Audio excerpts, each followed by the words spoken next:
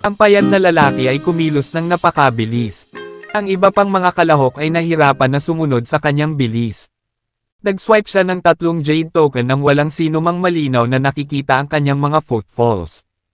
180,000 points na ang naipon ko. Pero hindi pa rin ako nakapasok sa top 3. Imposible. Dempsey ay ang kanyang bibig sa isang uncharacteristic mabangis na linya. May halong inis at gulat na hindi niya magawang umangat sa hanay. Nakatali pa rin sa bewang niya ang jade token. Bakit wala siya sa top 3? Takabila ng kanyang mga protesta. Gayunpaman, nabigo siyang maging bahagi ng nangungunang 3 individual. Hindi lang si Dempsey ang nakadama ng pagkakamali. Mayroong isang batch ng Earth Immortal Masters na nagtitiwala na ang kanilang sariling mga puntos ay maaaring may rank sa nangungunang 3 sa listahan. Inilipat ang kanilang tingin sa kanilang mga badge ng Jade. Naramdaman nilang ninakawan sila. Alam na dala pa rin nila ito. Nang malaman nilang nasa kanila pa rin ang kanilang mga Jade token. Lahat sila ay nagalit at naramdamang ninakawan sila ng tamang titulo. Anong nangyayari? Paanong ang 170,000 puntos ko ay mabibigo na maging isa sa 3? Reklamo ng isang binata. Naningkit ang mga mata sa matinding galit. Pagpapatuloy niya. Curious talaga ako kung sino itong 3 taong ito na nag-rank. At kung gaano karaming puntos ang kanilang naipon. Tisiguraduhin kung maaalala ko sila. Tiyak na sila ang magiging malalakas kong kalaban sa hinaharap. Tinagat ng isang binata ang kanyang mga ngipin at ikinuyom ang kanyang kamao hanggang sa pumuti ang kanyang mga buko. Siya ay may ganitong pagsinta sa kanyang mga mata na nagsasalita ng galit at paghamak. Ang binatang ito, si Pierce, ay isang mahusay na kabataang talento mula sa lahi ng Tombay. Ang mga batang talento mula sa Underworld, ang Divine Sect, ang Space Sect, ang Western World, ay lahat ng matalim na iniskan ang lungsod. Tinusubukang alamin kung sino ang 3 tao. Lahat sila ay curious at dismayado. Wow! I can't believe that I can be one of the top 3. I credit this feat to you, Dustin. I owe you that. Ang Heavenly Majestic Pot ay matagumpay na ngumiti. Master, isa rin ako sa 3. Dahil sa tuwa, kumalun-talon si Violet. It's not enough. We have earned hundreds of thousands of points. But we failed to get there. Reklamo ng iba pang kasama ni Dustin. Medyo nadismaya sa kinalabasan. Siyempre, sila, kasama ang Gnome, ang Infinity Beast, ang Divine Silkworm, si Suzy, at ang kanyang nakatatandang kapatid at si Prinsipe Aldrich. Ay lahat ay hindi nasisiyahan sa kung ano ang nangyari. Ginawa nila ang kanilang makakaya. At gayon pa man, hindi ito sapat. Nalipat ang tingin nilang lahat kay Dustin dahil sa hinala na maaaring may kaugnayan sa kanya ang buong pagsubok na ito. Naiinip na sila, at talagang gusto nilang malaman kung sino ang lumabas bilang nangungunang 3. Well, right, pasok na rin ako. Nagkibit balikat lang si Dustin. Ngumiti siya at tumango. Sa kalaunan, ang palaisipan ay sa wakas ay nahayag. Ang 3 jade token na kinuha ng matangkad na lalaki ay kay Dustin. Ang Heavenly Majestic Pot, at Violet, may I have everyone's attention? Please, I'm going to announce the result now. Deklare ng payat na lalaki sa mabagal na tono. Tapos, bigla na lang siyang bumaba ng kaunti mula sa langit. Gayunpaman, sa halip na ituloy ang kanyang pananalita, ikinaway niya ang kanyang kamay. Kaagad, 3 kahanga-hangang puwersa ang bumagsak mula sa langit. Nabumalot kay Dustin, sa Heavenly Majestic Pot at Violet. Sa sandaling na-encapsulate sila ng mga puwersa. Naging airborne na sila, kaya't makilala ng lahat kung sino ang nangungunang 3. Sino sila? Top 3 sila. Niloloko mo ba ako? Napalitan ng pagtataka ang mga tingin nila na nagtataka. Hindi sila makapaniwala na natalo sila ng 3 hindi mapag-aalinlangan ng individual na ito. Itinaas nila ang kanilang mga ulo upang makitang mabuti. Kahit na ano, nahirapan pa rin silang paniwalaan. Sa eksaktong pagkakataong iyon, nadama ng lahat ng mga kalahok na ang kanilang mga kasanayan ay kinukutya. Sa lahat ng mga master ng Earth Immortal Realm na ito. Sa lahat ng kahanga-hangang kabataang talento na ito. Ang nangungunang tatlo ay nahulog sa bulsa ng isang taong hindi nila nakitang darating. Ilang walang tao. Nagkatinginan lang ang mga tao sa lupa habang nakaawang ang bibig. Nagtatanong kung sino sila. Ang masaklap pa ay iisang grupo ang pinanggalingan nilang lahat. Dahilan para magkaroon sila ng hinala na nandaraya sila. Ang aura disguising skill ay talagang isang napakatalino na paraan. Tingnan mo, wala sa mga master ng Earth Immortal Realm na ito ang nakakilala sa aking pagkatao. Napakalamig sa pakiramdam. Gamit ang espiritual na kahulugan nito. Bumulwak ang Heavenly Majestic Pot kay Dustin. Ngumiti lang si Dustin bilang sagot. Ayaw niyang may mag-akusa pa sa kanila ng pagdaraya. Tapat na ang masamang tingin na natatanggap nila sa paratang. Takabutihang palad. Itinuro niya ang Heavenly Majestic Pot kung paano magsanay ng aura disguising skill ng maaga.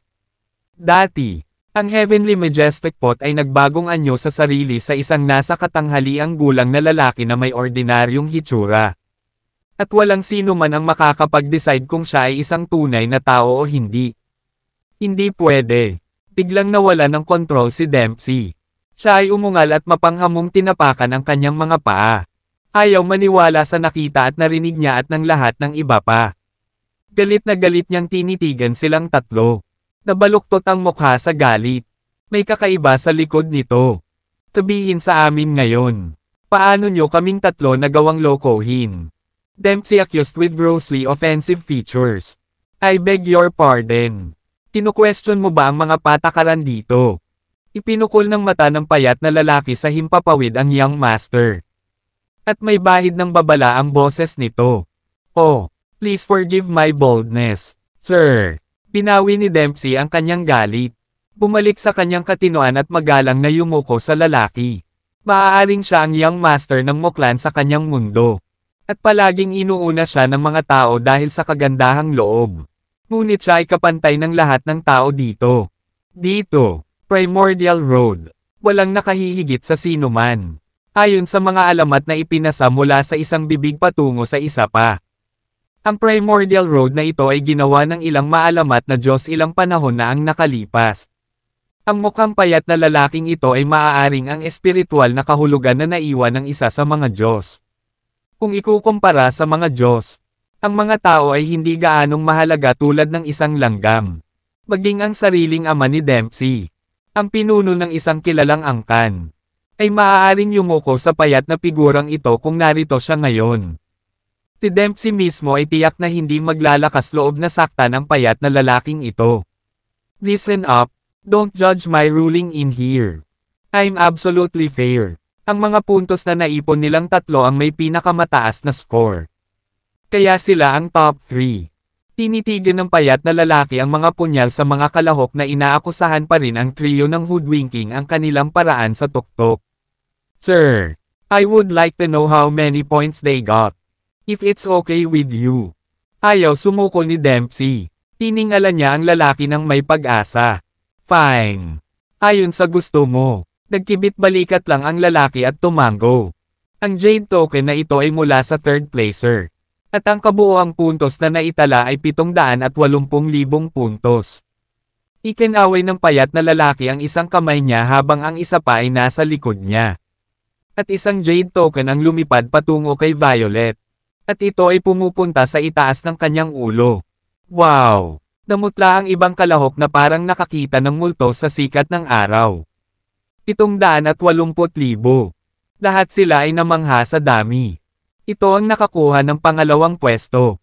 Siya ay may 930,000 puntos. Muli, ang payat na lalaki ay nagwagayway ng kanyang kamay. At isang pangalawang Jade token ang lumipad sa itaas ng ulo ng nasa katanghaliang gulang na lalaki. Na talagang ang Heavenly Majestic Pot. Naramdaman ng lahat na tumibok ang kanilang puso sa anunsyo na ito. Kailanman ay hindi pa nila naramdaman na kasing liit sila ngayon. Ang mga numerong ito ay higit sa itaas. Gaano man kalaki ang mga puntong ito, hindi pa rin nila narinig ang score na naipon ng taong nauna. May gusto silang sabihin ngunit nalaman na lang nilang hindi nila magawa. Dahil sobrang sikip ng lalamunan nila para lumunok. Sa wakas, ang payat na lalaki ay tumuro kay Dustin at nagpahayag. Ang taong ito dito ay nanalo sa unang lugar. Siya ay may 3 milyong puntos. Upang maging tapat sa iyo. Ito ay isang bihirang numero sa lahat ng mga lumilipas na panahon. Sa aking natatandaan, iisa lang ang nakakuha ng ganoong kataas na punto mula nang itayo ang Primordial Road. At nang maglaon, ang isang iyon ay naging isang Diyos.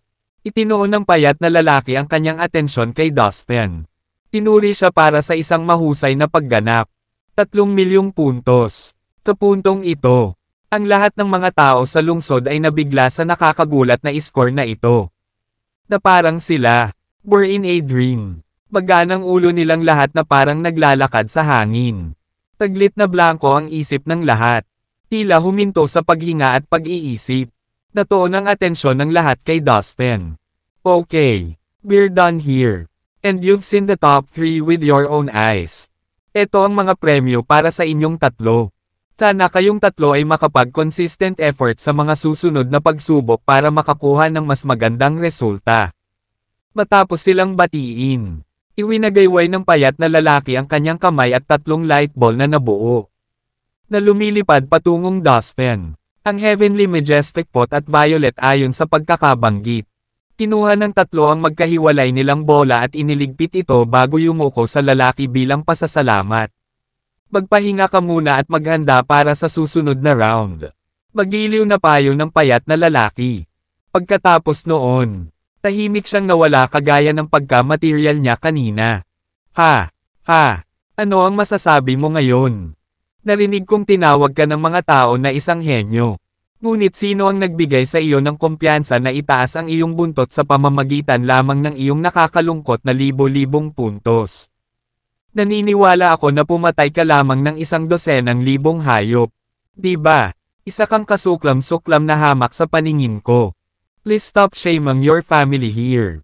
Dumura si Violet, at tinuya si Dempsey. Haha. Sabi nga, isang payaso. Tamang-tama sa iyo. Gusto mong makuha ang unang pwesto sa pamamagitan lamang ng 100,000 puntos. Fuck. Para kang polaka na sumusubok na lumunok ng swan. Hindi ko man lang naisip. Ito sa aking 400,000 puntos. Natuwa si Prinsipe Aldrich nang makitang pinapahiya si Dempsey. Natagpuan niya siya sa halip na kasuklam-suklam at hindi kanais-nais. Itinaas ni Prince Aldrich ang kanyang Jade Token at pinaandar ito habang nagsasalita siya. Isang illusory na numero ang lumitaw sa kanyang Jade Token. Ito ay 450,000. Lahat tayo ay may 2 hanggang 300,000 puntos. Kung siya ay isang henyo, ano ang itatawag sa atin ng mga tao? Kitawa-tawa. Siya ay talagang tulala. Na parang na-trigger ni Prinsipe Aldrich o sabik na ipakita ang kanilang mga tagumpay. 12 ng mga Earth Immortal Realm Master sa paligid ng Prinsipe ang lahat ay nagtaas ng kanilang mga Jade Token. Na nagpapakita kung gaano karaming mga puntos ang kanilang nakuha. Lumalabas na ang pinakamababang puntos ay higit sa 200,000. Ang pinakamataas sa kanila ay humigit kumulang 300,000. Minsan ay nahuli ni Dustin ang isang malaking bilang ng mga halimaw at malubhang nasugatan ang mga ito para patayin ng kanyang mga kasamahan upang makakuha ng mga puntos.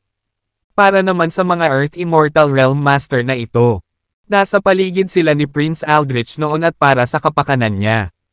Palagi nilang kinukuha ang kanilang mga share. Pantay-pantay ang pakikitungo ni Dustin sa kanila. Oh my God! Paano sila nakakuha ng daan-daang libong puntos? Simula kailan naging napakalakas ng mga tao mula sa Beast Cosmos. Damn it, I risked my life and fought hard to get more than 9,000 points. Akala ko big deal ito. But it turned out it is never enough. Sino ba itong mga lalaking ito? Ang tiwala ko, habang ibinahagi ng mga magsasaka ang mga puntos na kanilang naipon. Muli silang namangha. Sa wakas ay napagtanto nila na ang mga taong ito ay tunay na makapangyarihan sa kabila ng kanilang makakaya. Ikaw. Tigaw ni Dempsey at dali-daling idiniin ng 2 kamay ang dibdib niya. Ang mga pahayag na ito ay tumusok sa kanyang puso na parang mga pana. Iniinis talaga siya nito. Siya at si Prinsipe Aldrich ay matandang magkaaway na hindi kayang manatili sa iisang silid. Sa kanilang mga nakaraang pagtatagpo. Gayunpaman, si Dempsey ang palaging nanalo sa itaas. Ngunit sa pagkakataong ito, natalo si Dempsey sa laro. Malapit na siyang sumabog mula sa loob nang itinoon niya ang kanyang mga mata sa mga numerong lumulutang sa mga jade token sa itaas ni Prinsipe Aldrich at ng kanyang mga tagasunod. Nanginginig ang mga kalamnan sa kanyang mukha. Nakakuyom ang kanyang mga kamao. Nanginginig ang kanyang katawan. At pilit niyang pinipigilan ang galit na bumabangon sa kanyang dibdib. Ito ay lubhang nakakahiya. Ang kanyang kakuhan ay kinuha din ang isang suntok mula sa lahat ng mga kapigatian na ito. Okay. Fine. Mga yabang mo. Wait and see. Bilang pagtatangka na huwag nang ipahiya ang sarili. Tumalikod si Dempsey at naghanda na umalis. Hoy! Sinong may sabing pwede kang pumunta? Natalo ka sa pastahan natin ngayon lang. Alam mo naman ang gagawin, di ba? Tinawagan ni Dustin si Dempsey bago siya makaalis sa lugar. Biglang nanlamig si Dempsey. Tumutulo ang butil ng pawis sa kanyang noo. Hindi niya maigalaw ang kanyang mga paa. Ang young master ng Muklan ay dahan-daang lumingon. Pinaril niya si Dustin ng maingat na tingin. Na para bang isa siyang ulupong na nagdulot ng maramihang pagkamatay at walang makakapigil sa kanya na pumatay ng higit pa ng walang pagsisisi. Anak, tinggal ni Dempsey, ganyan ka na talaga gustong mamatay. Ang Earth Immortal Realm Cultivator ay agad na tumangala. Gumalaw sila bilang isa. Pinalibutan si Dustin sa isang nakakasakit na tindig. Ang kanilang mga aura ay puno ng isang alon ng layunin ng pagpatay. Talaga, ngayon. Tinuya ni Dustin si Dempsey. You'll be breaking your promise. Aawayin mo ako. Mukhang sore losers talaga ang mga tao sa clan mo. Tumawa siya ng sardan. Umiling-iling. Oh, paano ka? Tagalang-galang na young master ng Muklan. Tumanggi sa iyong salita. Ha? I've expected this much. I've completely seen through your intentions. But sadly for you, ngayong nandito na ako. Hinding-hindi ako makakahanap ng isang daliri kay Mr. Glynn.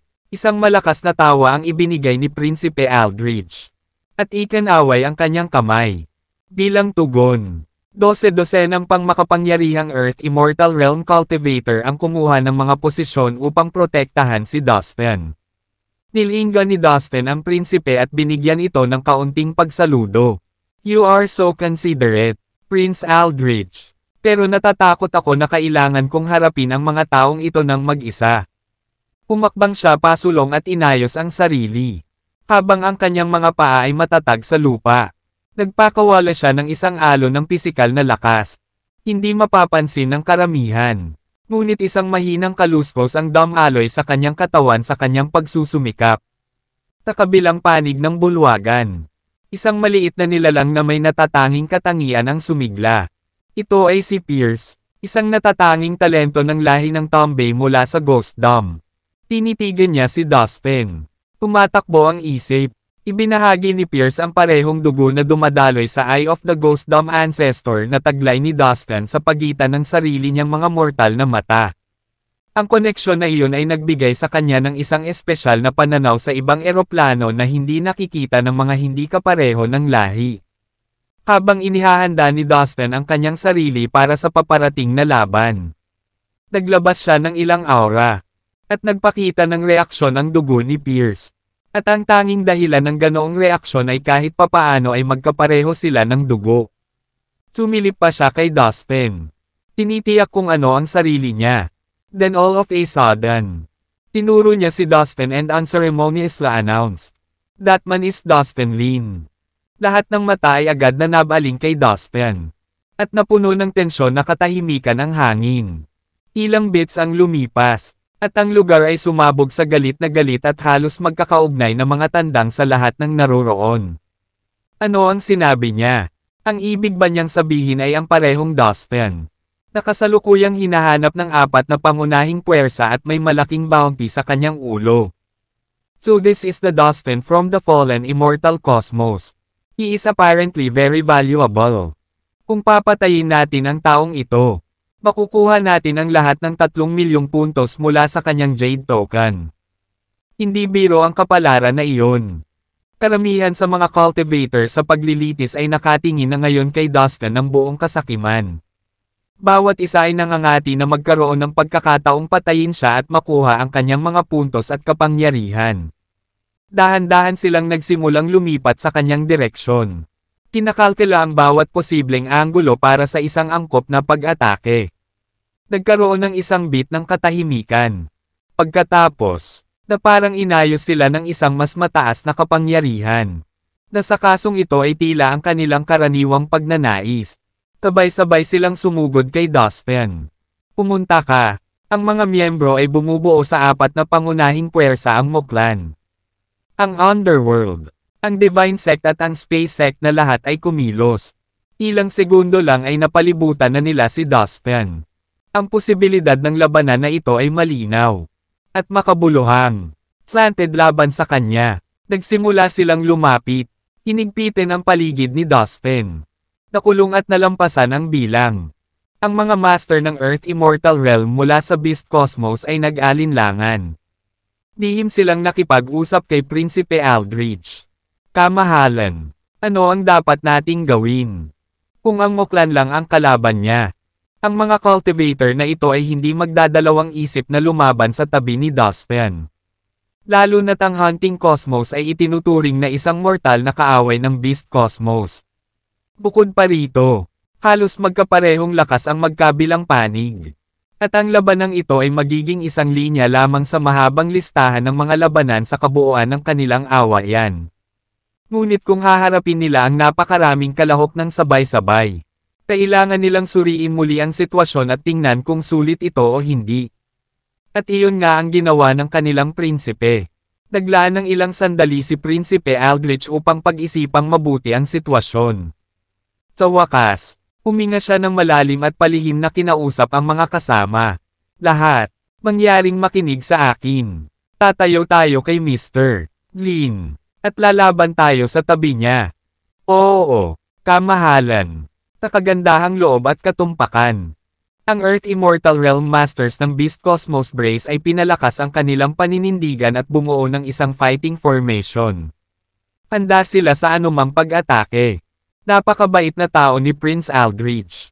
Sabi ni Dustin sa sarili. Sa tingin ko, magiging napakabuting magkaibigan tayo.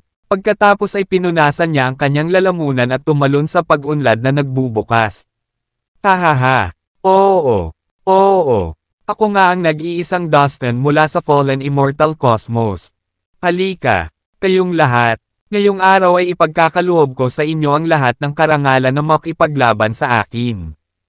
Iwon hindi man lang magpigil. Binigyan niya sila ng nakakatakot na ngiti bago itinago ang kanyang disguise. Pagkatapos ay ipinakita niya ang kanyang orihinal na hitsura. Oo, bulalas ng heavenly majestic pot sa pananabik. No need to hide our true appearance to these bastards. Let's go then. Let me show them just how powerful I am. Pagkatapos nito, inalis din nito ang pagbabalat kayo at inihayag ang orihinal nitong anyo bilang isang magic treasure. Ang natitirang mga tauhan ni Dustin ay pumasok. Naglalakad patungo sa kanya sa matatag at malalakas na hakbang. Tinabi rin ni Suzy sa kanyang kapatid. Boltes, dapat tayong lumaban kasama ang ating mga kaibigan. Tumango ang kanyang kapatid at pamwesto na silang lahat. Handa na sa labanan. Dustin. Umisi si Dempsey. Pinagmasdan kung ano ang malapit na nilang labanan. Sasaksihan ko ang pagkamatay mo ngayon. Kaluskos ang hangin sa tensyon. Ang mga kalahok ay parang mga araw na bingat at iginuhit ng mahigpit. Nahandang bitawan anumang oras ngayon. Ngunit bago pa man marating ng sino man ang unang hakbang ng pag-atake. Umalangaw-ngaw ang isang galit na boses. Ano ang ginagawa mo? Ang lungsod na ito ay inilaan lalo na para sa pagpapagaling ng mga magsasaka na nakikilahok sa paglilitis. Ang sino mang lalabag sa mga regulasyon ay mapapawi kaagad.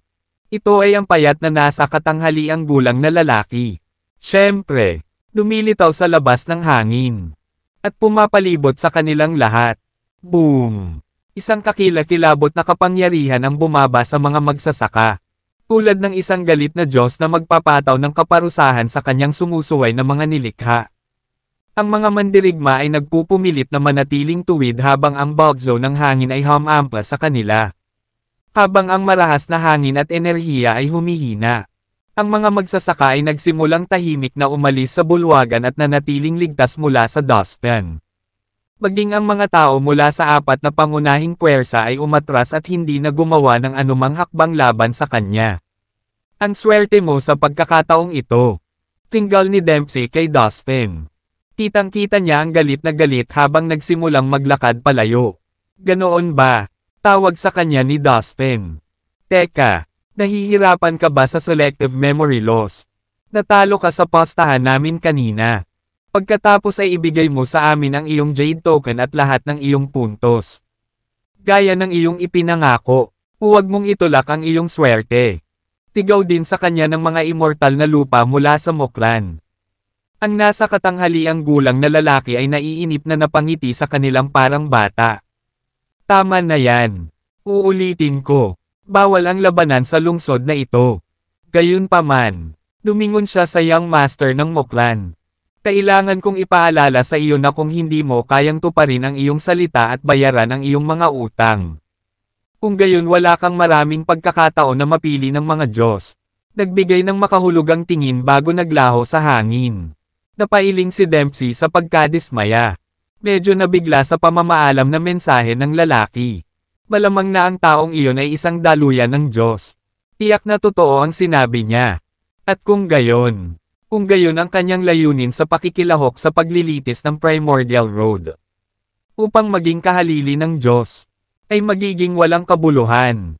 Nang walang anumang paunang salita, umakbang si Dempsey patungo sa direksyon ni Violet at napaluhod. Ang mga immortal na lupa mula sa kanyang angkan ay sumigaw bilang pagtutol. Hindi, Young Master Dempsey. Bang! Bang! Bang! Si Dempsey, ang Young Master ng Muklan, ay yumuko sa lupa. Nang matapos siya, ikinaway niya ang kanyang kamay.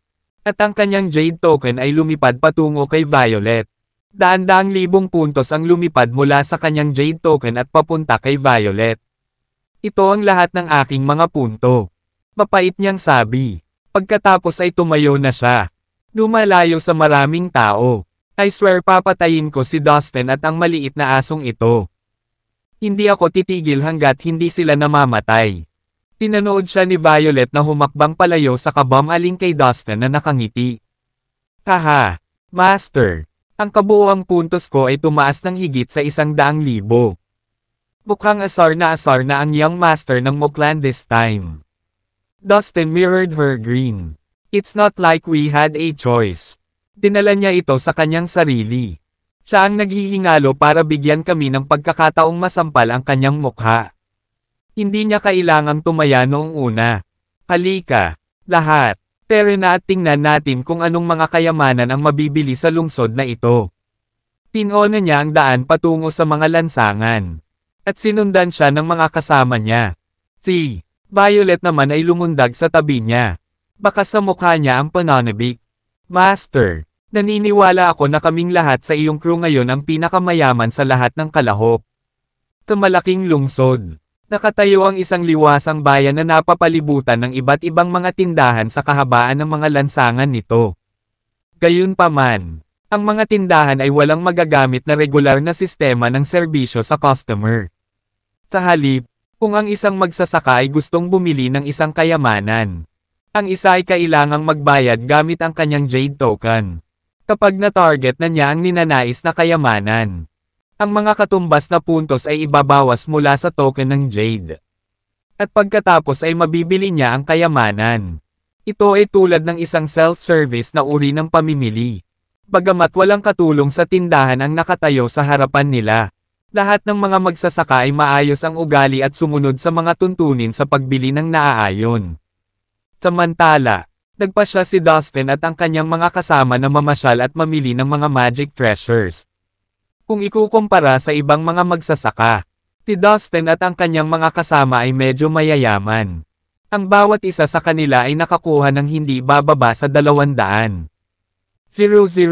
puntos. Sa makatuwid, gaano man kamahal ang mga kayamanan, mayroon silang kapangyarihang bumili upang makuha ang anumang nagustuhan nila. Wow! Ang mga pills na ito ay kahanga-hanga. Nagagawa nilang gawing masigasig ang anyo ng sinumang babae. Mayroon din itong tampok na maaaring gawing kasing kinas ng rosas ang balat. Bilang karagdagan, pagkatapos uminom ng mga magic pill na ito, ang kabataan ng babae ay tuluyang naibalik. Ako gusto silang lahat. Tuwang-tuwa si Violet nang makita ang mga table task. Agad siyang gumastos ng higit sa 100,000 puntos upang bilhin ang mga ito. Gulat na napatingin ang ilang tao sa malapit sa grupo. Lihim silang napahiya sa kanilang mga jade token na naglalaman lamang ng libo-libong puntos. Violet, you don't have to waste your points in age-defying pills. Maganda ka na. Plus, we have to be a little discreet with our number of points. Payo ni Dustin. Sino bang babae ang ayaw magpaganda? Tsaka isa lang ang kukunin ko. Alam mo na, kapag nakabalik na tayo, ibibigay ko ang natitirang mga tabletang ito sa 3 mong asawa. Nagpout si Violet. Ang Heavenly Majestic Pot ay bumili din ng ilang bihirang high-level magic treasures mula sa ilang treasure shop na para bang ito ay isang masugid na collector ng lahat ng uri ng magic treasures. Ang Gnome, ang Infinity Beast, ang Divine Silkworm, Tina Suzy, Boltes, at Prince Aldrich ay lahat ay ginugol ang kanilang mga punto tulad ng tubig. Lahat sila ay tuwang-tuwa na makuha ang lahat ng mga kayamanan na gusto nila. Habang nakita ng lahat kung paano gumastos si Dustin at ang kanyang mga kasamahan ng maraming puntos ng labis-labis. Ang ibang mga magsasaka ay hindi maiwasang mainggit sa kanila. Ang mga tao ng Muklan ay partikular na naiinggit kay Dustin at sa kanyang mga kasama. Tinitigan nila ang huli na may dugong mga mata. Gayunpaman, umikit sa kanila si Dustin at ang kanyang mga kasama. Ang panloob na bahagi ng lungsod ay naglalaman din ng mga kayamanan. Ngunit ang mga ito ay mas mahal at hindi kapani-paniwala. Sa isang tindahan, may kakaibang bulaklak na may 7 talulot na may 7 magkakaibang kulay. Mayroon silang mga kulay ng bahaghari, na pula, orange, dilaw, berde, cyan, asul, at lila. Ito ang 7 kulay na banal na lotes. Nang makita ng Heavenly Majestic Pot ang bulaklak ay agad nitong hinikayat si Dustin na bilhin ito. Tinasabi na ang 7 kulay na Divine Lotus ay isang bihira at kakaibang bulaklak na makapagpapadalisay sa mga espiritual na kaluluwa ng mga tao. Hayaan mong sabihin ko ito sa paraang ito. Bawat magsasaka ay dadaan sa iba't ibang uri ng karanasan sa kanyang buhay. Tama ba? Ang ilan sa mga ito ay mga panahon ng kasaganaan, habang ang iba ay mapupuno ng kahirapan. Ang mga karanasang ito ay mag-iiwan ng mga hindi maalis na alaala sa espiritual na kaluluwa ng isang tao. Sa katunayan, marami sa mga alaalang ito ay walang silbi o kahit na negatibo. Ang mga negatibong alaala na ito ay makakaapekto ng masama sa pagsasanay ng isang magsasaka. Kadalasan, kapag ang isang cultivator ay nasa kritikal na sandali ng isang pambihirang tagumpay, ang masamang juju na iyon ay maaaring biglang lumitaw at pigilan ang isa sa paggawa ng isang pambihirang tagumpay. Ito ang tinatawag na internal demon. Ang tungkulin ng 7 kulay na banal na lotus ay linisin ang espiritual na kaluluwa ng mga negatibong alaala na mayroon ang isa. Sa madaling salita, kapag kinuha ng isang mandirigma ang 7 kulay na banal na lotus, hindi siya matatakot sa internal demon sa hinaharap na paglilinang. Bukod dito, ang pagkuha ng 7 kulay na banal na lotus ay maaari ding magpapataas ng kapangyarihan ng espiritual na kahulugan. Gumagana kaagad ang bulaklak pagkatapos itong masipsip. Detalyadong paliwanag ng Heavenly Majestic Pot. Wow! Ito ay talagang isang kamangha-manghang kayamanan. Agad na naakit si Dustin sa bulaklak matapos marinig ang exposition ng Heavenly Majestic Pot. Agad niyang kinuha ang kanyang Identity Jade Token. At itinutok ito sa 7 kulay na Divine Lotus. What the? Ito ay nagkakahalaga ng 1,900,000 puntos. Sobrang mahal. Halos mapatalon si Dustin sa pagtataka. The flower is indeed worth the price. Tinasabi ko sa iyo, anak, kahit isang magsasaka ng Divine Realm ay hindi mag-aaksaya ng pagkakataon na makuha ang 7 kulay na banal na lotus. Kung tutuusin, Baka sa Primordial Road lang matatagpuan ang bulaklak. Sabi ng Heavenly Majestic Pot. Fine. I'll take it. Kinagat ni Dustin ang kanyang mga ngipin at agad itong binili. Sa wakas, natagpuan na ni Dustin at ng kanyang mga kasama isang hotel sa loob ng lungsod. Nag-check-in sila sa ilang kwarto upang magpahinga pagkatapos ng isang araw na pamimili.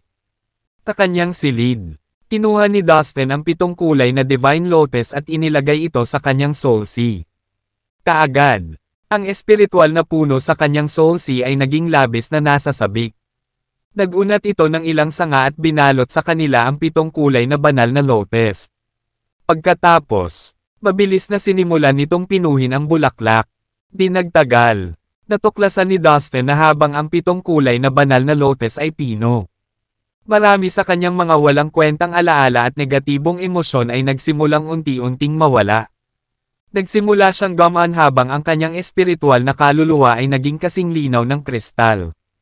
Hindi napagtanto ni Dustin kung paano siya naabala ng kanyang mga negatibong emosyon sa kanyang pang-araw-araw na buhay. Gumaan ang pakiramdam niya sa paraang hindi niya alam na posible. Kung hindi niya inalis ang lahat ng nega sa kanyang buhay, tiyak na magiging sagabal ito sa kanyang paglilinang sa hinaharap. Ngunit ngayon, pagkatapos na pinuhin ang 7 kulay na banal na lotus, ang kanyang espiritual na kaluluwa ay nalinas ng kanyang walang silbi at negatibong mga alaala. Habang ang mga impurities na naipon sa kanyang nakaraang cultivation ay patuloy na itinataboy, si Dustin ay hindi kailanman nakadama ng higit na relaxed kaysa dati. I believe now is a good time to see what magic treasure Master Lane has left me. Bulong ni Dustin habang naglalabas ng treasure mula sa kanyang space ring. Ito ang premyo na napanalunan ni Dustin sa unang pagsubok. Sa pagbabalik tanaw, ito ay tila isang madilim at lumang kahoy na ruler. Gayunpaman, tinitigan ito ni Dustin at nakitang may mga misteryosong marka at rune na nakaukit sa kahoy. Ito ay ang Lane's ruler. Matapos pinuhin ni Dustin ang kahoy na ruler, sa wakas ay nakilala niya na ang magic treasure ay ang Lane's ruler. Sa Dustin's Soul Sea, mayroong isang impormasyon na lalo na nagpakilala sa Lane's ruler na nagbabasa na. Sa ilalim ng tangkilik ng Lane's ruler, mayroon itong 3 tungkulin. Una, sa isang mapanganib na sitwasyon, maaaring i-activate ng user ang ruler upang mahanap ang daan palabas at maiwasan ang kamatayan. At sa makatuwid ay iligtas ang sarili. Pangalawa, ang ruler ay ang bane ng lahat ng arrays. Maaari nitong sirain ang lahat ng uri ng assemblage na pinili ng user.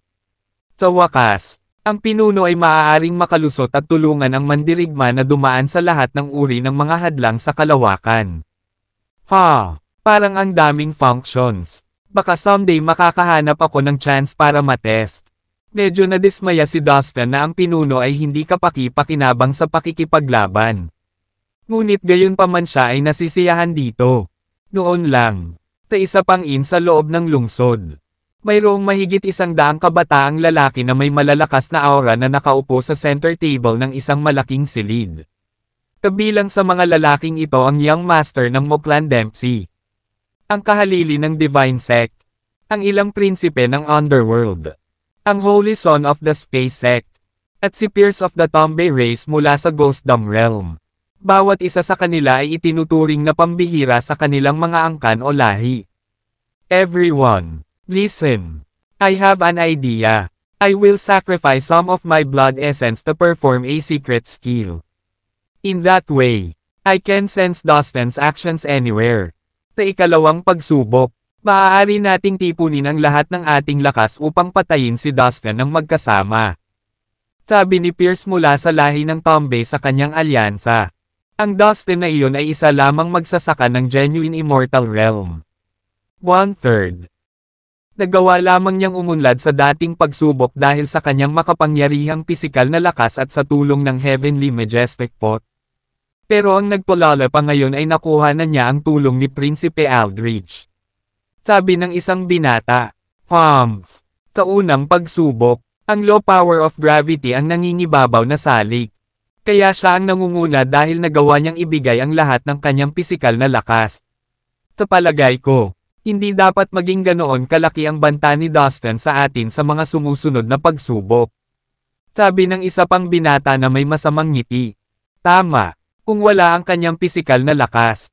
Si Dustin ay may limitadong kapangyarihan. Tandaan kung paano sa unang pagsubok ang ating lakas sa pakikipaglaban ay napigilan. Dahil sa batas ng gravity ng negatibong mundong iyon na sumupil sa ating kapangyarihan. Lahat ng ating kapangyarihang panlaban ay nabawasan ng kalahati. Kaya naman, si Dustin ay maaaring maging kampyon sa unang pagsubok. Ngunit ang kanyang kapalaran ay mababawasan sa mga susunod na pagsubok. Si Dempsey, ang young master ng Muklan, ay mahinang sabi sa grupo ng mga taong nakatayo malapit sa kanya. Hindi ko alam kung ano ang lahat ng kaguluhan. Isa lamang siyang cultivator sa genuine immortal realm. Sa aking palagay, tumatakbo siya sa purong swerte at pagkakataon. Para sa ikalawang pagsubok, sa palagay ko, dapat tayong magsanib puwersa at tumuon sa pagpatay kay Dustin. Idinagdag ni Prince Camo ng Underworld habang palihis niyang pinagsalikop ang kanyang mga kamay. Mukhang solid ang planong iyon. Ang mahalaga ay hindi natin mapapalampas si Dustin sa ikalawang pagsubok. Ang iba pang mga batang henyo sa silid ay tumango lahat bilang pagsang-ayon. Kinabukasan, habang naghahanda para sa ikalawang paglilitis, isang malakas at marangal na tinig ang umalangaw-ngaw sa buong lungsod. Lahat, malapit nang mabuksan ang teleportation passage sa destinasyon ng ikalawang pagsubok.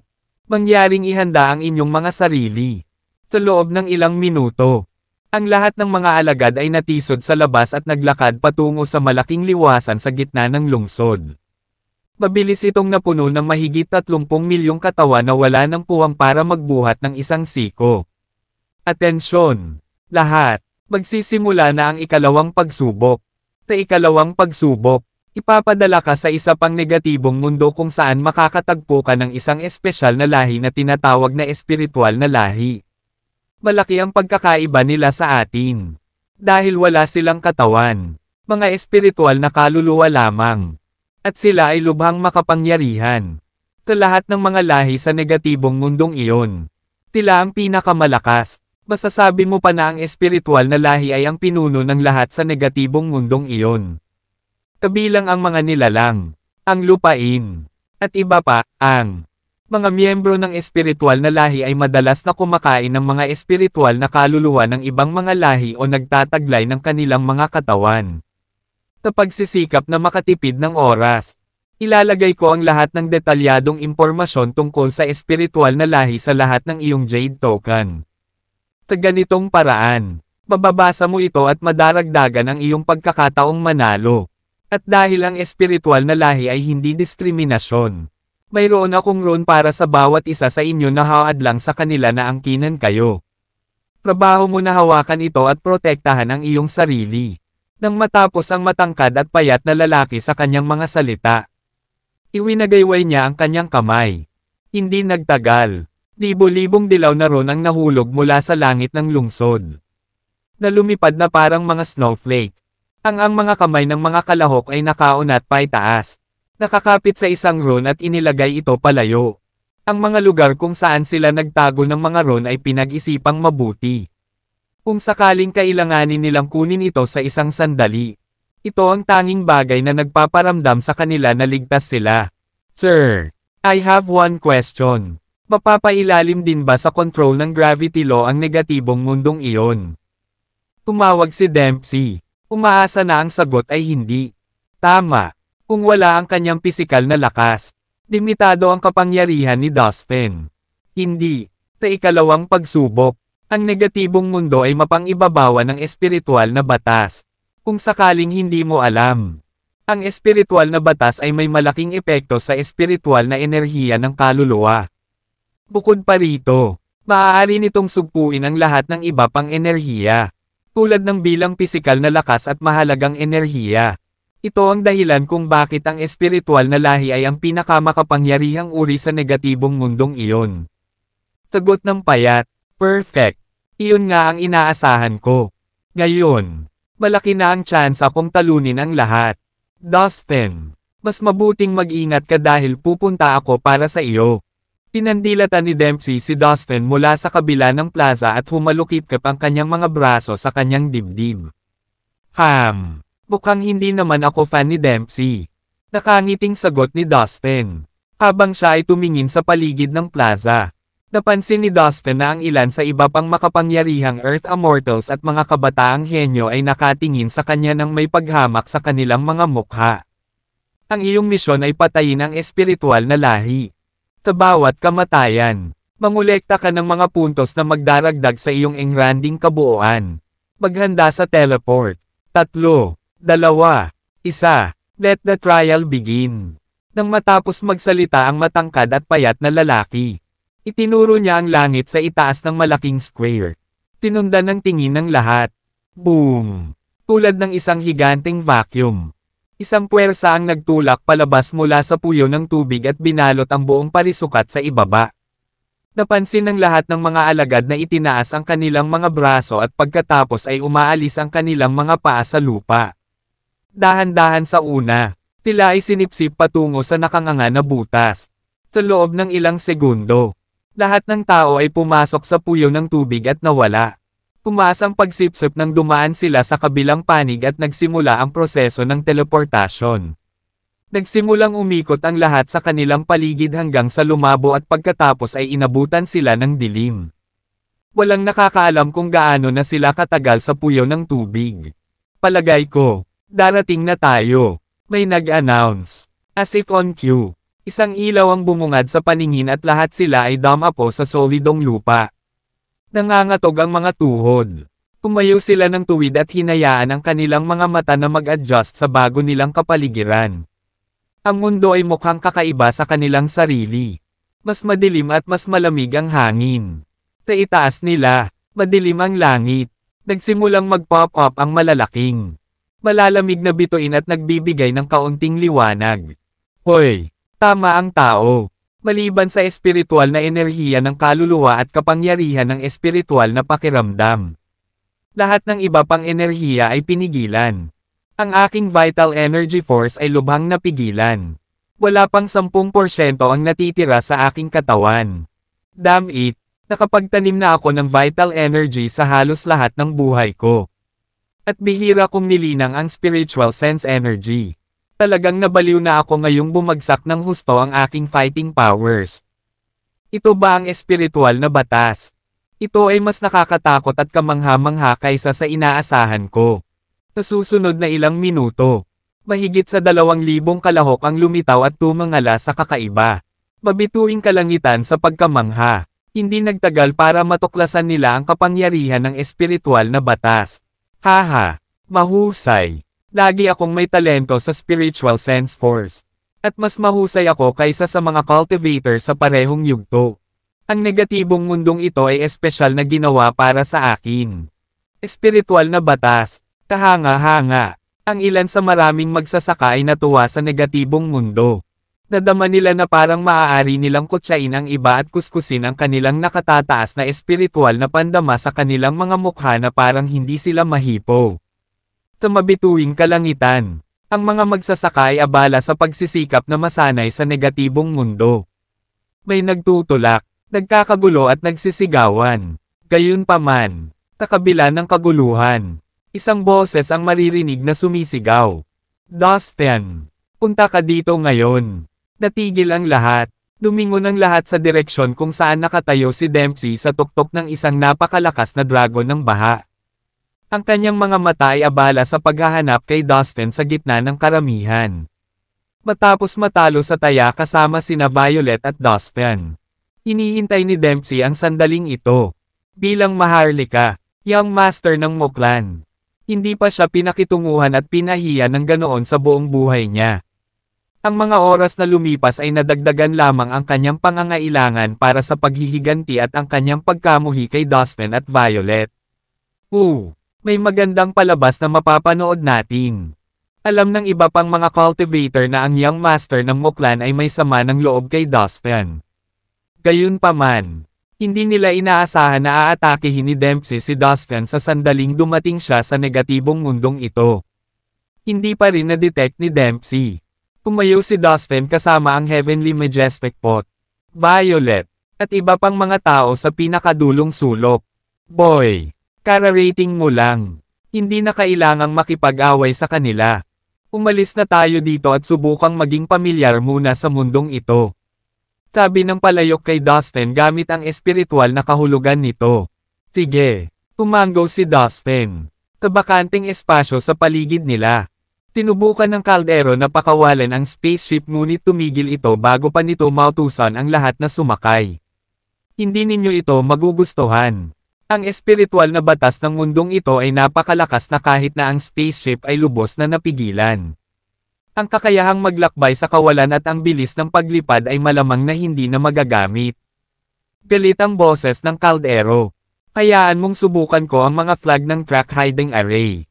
Ang palayok ay naglabas ng isang set ng array flag at tinaasa ang kanilang kapangyarihan. Holy crap! The track hiding array also can't work. Ang kakayahan nitong harangin at itago ang espasyo ay nabawasan din ng husto. Sabi ng palayok, teen time na nanginginig. Ang espiritual na batas ay maaari pang sugpuin ang isang mahiwagang kayamanan. Nauubusan na ng ideya si Dustin. Hindi pa. Ang mga magic treasures na pinapagana ng spiritual sense energy ay maaaring hindi mapigilan. Ang kanilang enerhiya ay maaaring nadagdagan. Gamit ang isang alon. Ang palayok ay naglabas ng 12 ng magic treasures na kumikinang. Ang pangunahing interes ng palayok ay upang mangolekta ng lahat ng uri ng magic treasures. Sa ngayon, nakakolekta na rin ito ng maraming magic treasures na kapangyarihan sa pamamagitan ng espiritual na enerhiya ng kaluluwa. Sa madaling salita, sa lugar na ito na pinangungunahan ng espiritual na batas, ang anumang enerhiya na may kaugnayan sa espiritual na kaluluwa ay mapapahusay. Habang ang iba pang mga uri ng enerhiya na hindi nauugnay sa espiritual na kaluluwa ay lubos na paghihigpitan. Ang unang pagsubok ay sumubok sa pisikal na lakas ng isang tao. Sa pagkakataong ito, nakatutok ito sa paggamit ng enerhiya ng espiritual na kahulugan at espiritual na kaluluwa. Pagkatapos, sa palagay ko, susukitin ng mga susunod na pagsubok ang iba pang mga hanay ng mga kakayahan. Pagtatapos ni Dustin, sige, quit talking and let's get out of this place already. Unless you want to be clobbered by all the participants here. After all, you are worth so much. Panunukso ng Heavenly Majestic Pot na may masamang ngiti. Hey guys, malaya kayong gamitin ang magic treasures na ito na nauugnay sa spiritual soul energy. 12 ng mga magic treasure ang na-material sa isang iglap habang ang palayok ay iwinagayway ang kamay nito. Lumipad ang mga magic treasure patungo kay Dustin at sa kanyang mga kasama. At pinili nila ang mga pinakaangkop sa kanilang estilo ng pakikipaglaban. Hindi sumama sa kanila si Prinsipe Aldrich at ang kanyang mga tauhan. Bilang mga kinatawan ng demonyong hayop mula sa Beast Cosmos, pinili nilang simulan ang susunod na yugto ng paglilitis bilang isang malayang grupo. Pinangasiwaan ni Prinsipe Aldrich ang kawan ng mga miyembro ng Beast Cosmos at patuloy itong gagawin sa mga susunod na pagsubok. Pagkatapos ay inilabas ni Dustin at ng Heavenly Majestic Pot ang kanilang aura disguising skill na nagpabago sa kanilang hitsura at sa aura ng kanilang espiritual na mga kaluluwa. Tinakpin din nila ang mga aura ng kanilang mga kasama para hindi sila ma-detect ng ibang mga kalahok. Gumamit din ang gnome ng isang lihim na kasanayan na pumutol sa kanila mula sa kanilang agarang paligid upang higit pang itago ang kanilang kinaroroonan habang sila ay naglalakbay patungo sa kanilang susunod na destinasyon. Teka, gagamitin ko rin ang hallucinatory handkerchief ko para makatulong sa pagtatago ng mga landas natin. Mungkahi ni Violet, habang winawagayway niya ang kanyang kamay. Nagkatotoo ang hallucinatory handkerchief at naglabas ng mystical energy na bumubuo ng isang simboryo na nakapalibot sa kanila. Pinipigilan nito ang grupo na makita ng mga tao mula sa kabilang panig. Sa lahat ng mga kasanayang pinagsama-sama nila, halos imposible para sa iba na subaybayan si Dustin at ang kanyang koponan. Pero na, iniwas ni Dustin ang kanyang kamay at pinona ang daan palabas ng lugar. Di nagtagal. Inilabas ni Dempsey ng muklan ang kanyang espiritual na pakiramdam sa napakaraming tao upang subaybayan si Dustin. Ngunit walang epekto. Damn it, Pierce. Use your blood power to find Dustin. Let's team up and take that guy out. Sabi ni Dempsey kay Pierce sa desperadong boses. No problem. Pagsang-ayon kaagad ni Pierce. Agad siyang umupo na naka-cross-leg sa mabituing langit. Pagkatapos ay ikinawe niya ang kanyang mga kamay at nagsulat ng ilang hindi matukoy na rune sa hangin. Isang kulay escarlate na puwersa ang bumulwak mula sa kanyang katawan at kumalat sa lahat ng direksyon. Nararamdaman ko siya. Is 20 million miles away. To the northeast, sabi ni Pierce habang itinuro ang direksyon kung saan niya naramdaman ang aura ni Dustin. Ano? Ganun na siya kalayo. That guy's such an awesome runner. Hindi makapaniwalang bulalas ng isa sa mga miyembro ng Moklan. Damn it, napakadulas niya. Sa madaling salita, sa lugar na ito na pinangungunahan ng espiritual na batas. Ang anumang enerhiya na nauugnay sa espiritual na kaluluwa ay mapapahusay. Habang ang iba pang mga uri ng enerhiya na hindi nauugnay sa espiritual na kaluluwa ay lubos na paghihigpitan. Para siyang maliit na hayop na magaling magtago-tago at tumakas. Naiinis na sigaw ng isa pang miyembro. Sumunod ka sa kanya. Isinusumpa ko sa buhay ko na hahabulin ko siya kahit anong mangyari. Ungol ni Dempsey, nanginginig sa galit. Kaagad pagkatapos, pinaandar niya ang kanyang kakayahan sa paggalaw at tumakbo patungo sa direksyon na sinabi sa kanya ni Pierce. Sumunod ang iba pang miyembro ng Moklan. Siya agad. Naiwan ng ibang kalahok sa lugar at nag-aalangan sa pagsunod sa Moklan para habulin si Dustin pababa. I don't think it's a wise idea to be reckless right now. Mas mabuting gumugol muna tayo ng ilang oras upang maging pamilyar sa negatibong mundong ito. Pagkatapos ng lahat, ang pinakamahalagang gawain sa kasalukuyan ay upang makakuha ng higit pang mga puntos upang makapasa sa pagsusulit. Ibaba na lang natin si Dustin mamaya. Tinabi ng isang kabataang talentadong magsasaka mula sa isang makapangyarihang sekta. Oo, samasang-ayon ako sa iyo. Ang lalaking Dustin na iyon ay isa pa ring tunay na immortal. Mapapabagsak natin siyang lahat ng hindi pinagpapawisan. Hindi natin kailangang sayangin ang ating mahalagang oras sa paghabol sa kanya. Tiyak na magkakaroon tayo ng pagkakataon mamaya para makuha siya. We need to focus on passing this test. Sagot ng isa pang batang kalahok. Maraming tao ang tumango bilang pagsang-ayon. Dahil doon, naghiwa-hiwalay ang mga kalahok sa iba't ibang direksyon. Pagkatapos ay umalis na rin si Pierce kasama ang mga miyembro ng Ghost Dome. Nang makita ito ni Dempsey, sa kalaunan ay nag-alinlangan siya at tumigil sa kanyang paglalakad. Alam niyang kung wala ang tulong ni Pierce, imposibleng maabutin nila ang grupo ni Dustin. Let's head back. We'll focus on the test. Sabi ni Dempsey habang nagngangalit ang mga ngipin at nakakuyom ang mga kamao. Pumikit siya at kinagat ang labi hanggang sa unti-unting tumulo ang dugo. Sobrang frustrated at galit na galit siya at the same time. Kahit na gusto niyang patayin sina Dustin at Violet. Alam din niya na mahusay si Dustin sa pagtatago ng kanyang mga bakas. Sa makatuwid, magiging isang walang kabuluhang aksyon na subaybayan sila ng walang tulong ni Pierce. Matapos kumalma ng kaunti, umalis si Dempsey kasama ang mga miyembro ng Moklan. Maya-maya, tumahimik ang lugar ng isa-isang umalis ang mga kalahok. Sa puntong ito, nakarating na si Dustin at ang kanyang mga kasama sa isa pang star cluster. Habang tumitingin sila sa paligid, hindi mabilang na mga bituin ang nakakalat sa malawak at walang hangganang kumpol ng mga bituin. Ang mga miyembro ng espiritual na lahi ay mga espiritual na kaluluwa na walang laman at dugo. Higit pa rito, tila ay may posibilidad na magkaroon ng ibang mga nilalang at itago ang aura ng kanilang espiritual na mga kaluluwa.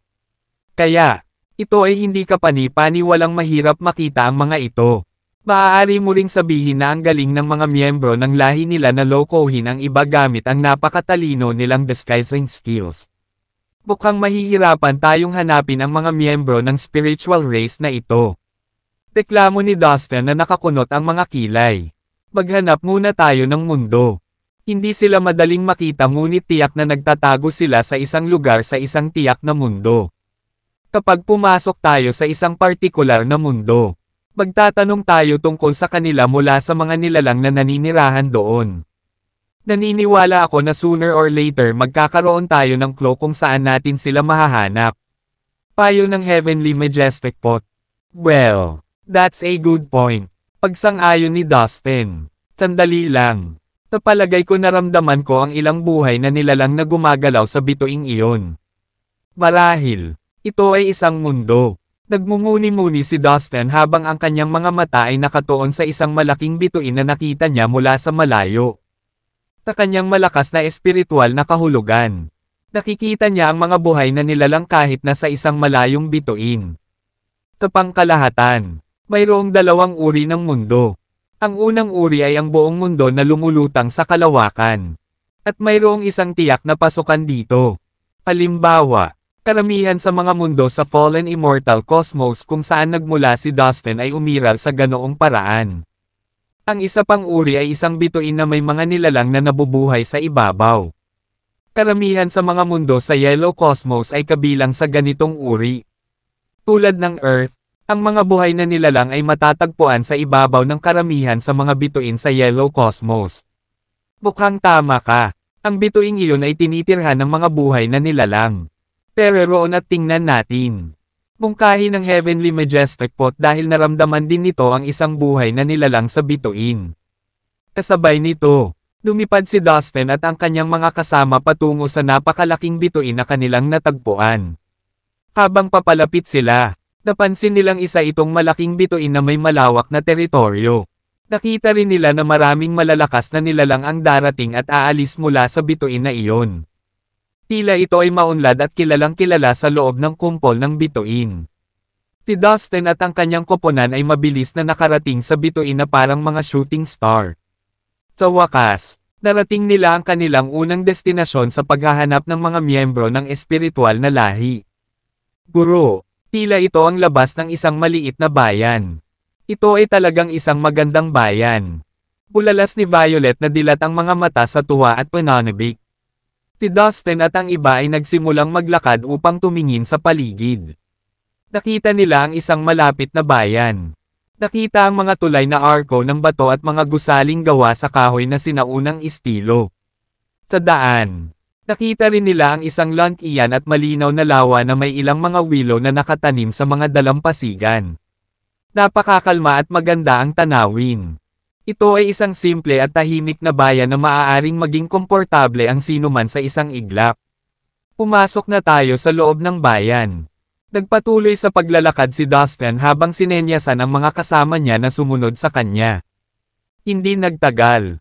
Pumasok sila sa bayan. Napansin nila na ito ay tinitirhan ng iba't ibang uri ng hayop at ang lahi ng tao ay isa sa iba pa. Maririnig ang tilaok ng mga manok at tahol ng mga aso. Ito ay isang mapayapang bayan tulad ng iba pang mga karaniwang bayan. Teka Master, pakiramdam ko may nakatitig sa atin. Grabe, parang nakikita nila sa kaloob-looban natin. Naiinis at takot na sigaw ni Violet. I can feel it too. Tiyak na may especially iya sa atin. Kung hindi ako nagkakamali, it must be the spiritual race. I didn't expect that we'll find them this fast. Be quiet and act normal for now. Si Dustin ay sinenyasan ang iba pa niyang pangkat na kumilos ng normal at iwasang magsalita sa malakas na boses upang hindi magulo ang mga miyembro ng espiritual na lahi. Nagpatuloy si Dustin at ang iba pa sa paglalakad sa paligid ng maliit na bayan. Nagulat sila nang makitang isa lamang itong karaniwang bayan. Ito ay hindi masyadong masigla o tahimik. Isang karaniwang bayan lamang na maaari mong makaharap saan man. Ang mga nilalang sa bayan ay abala sa pag-iisip ng kanilang sariling negosyo. Palihim na inilabas ni Dustin ang kanyang espiritual na pakiramdam upang madama ang paligid ngunit wala siyang nakitang kakaiba. Gayunpaman, may kakaiba pa rin siyang naramdaman na palihim na sinusubaybayan ang kanilang grupo. Mga mahal na panauhin, galing ba kayo sa malayong lugar? Bakit hindi kayo dumaan sa aming tavern? Maaari kayong uminom dito at magpahinga. Kung hindi ninyo narinig, ang aming tavern ay ang pinakamahusay sa bayan. Agad namang lumapit sa kanila ang isang waiter at magalang na binati sila nang dumaan sila sa malapit na tavern.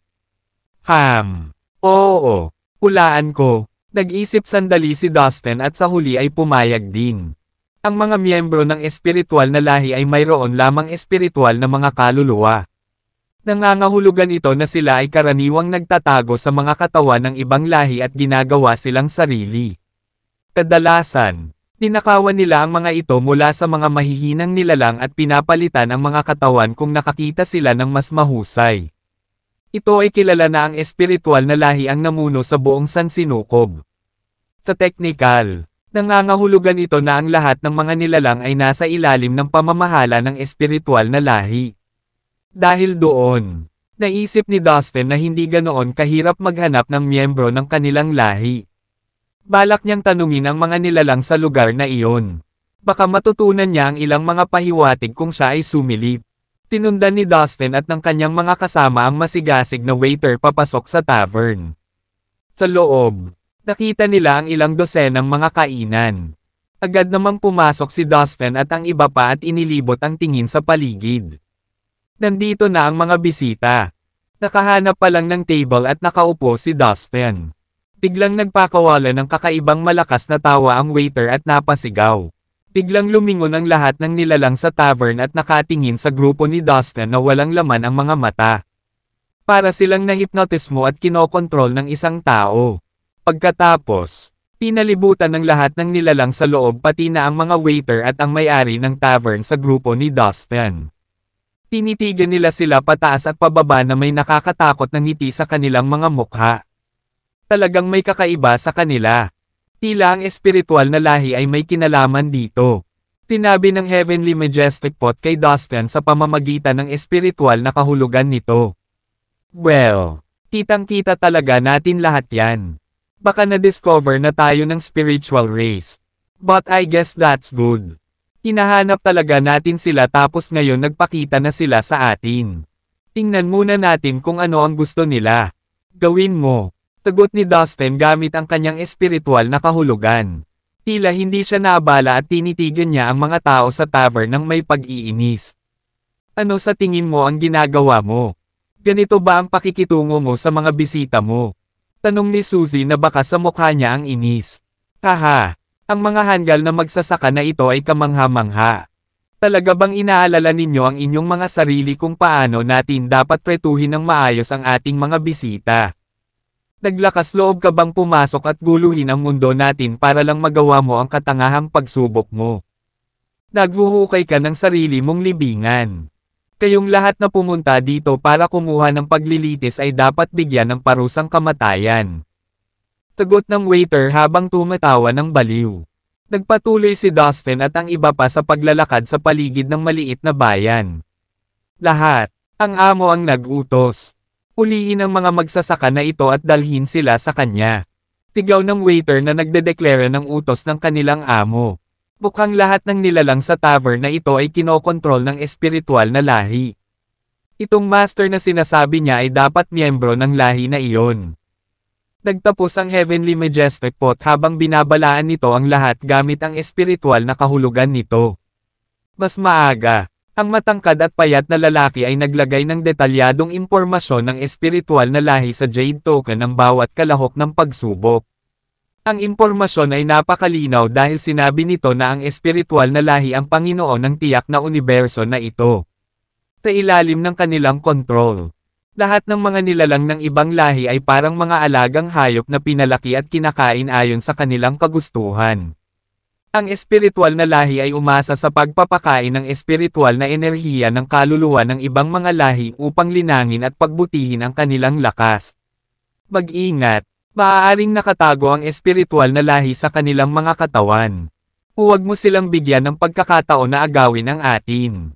Maikling paalala ni Dustin sa mga kasama. Pagkatapos, agad niyang pinaandar ang omnipotent lightness at sumugod sa waiter. Ang sunod nilang nakita ay ang kanang kamao ni Dustin na sinuntok ang waiter sa kanyang mukha. Tasan sinukob na ito. Ang nangingibabaw na batas ay espiritual na batas. Ang espiritual na batas ay magpapahusay sa espiritual na enerhiya ng kaluluwa at espiritual na kahulugan. Bukod pa rito, maaari nitong sugpuin ang lahat ng iba pang anyo ng kapangyarihan. Kabilang ang pisikal na lakas. Gayunpaman, Kahit na ang pisikal na lakas ni Dustin ay dapat na nabawasan ng malaki. Ito ay hindi pa rin may larawan na nakakatakot. Splat! Tasandaling tumama ang kamao sa mukha ng waiter. Agad na sumabog ang kanyang ulo at ang mga hanging sumunod ay nawasak at dumurog sa kanyang katawan na naging duguan. Shit! Damnedest cultivator! Bago natanggap ng waiter ang malupit na pag-atake mula kay Dustin. Ang kanyang espiritual na kaluluwa ay nakatakas na at lumitaw sa malayo.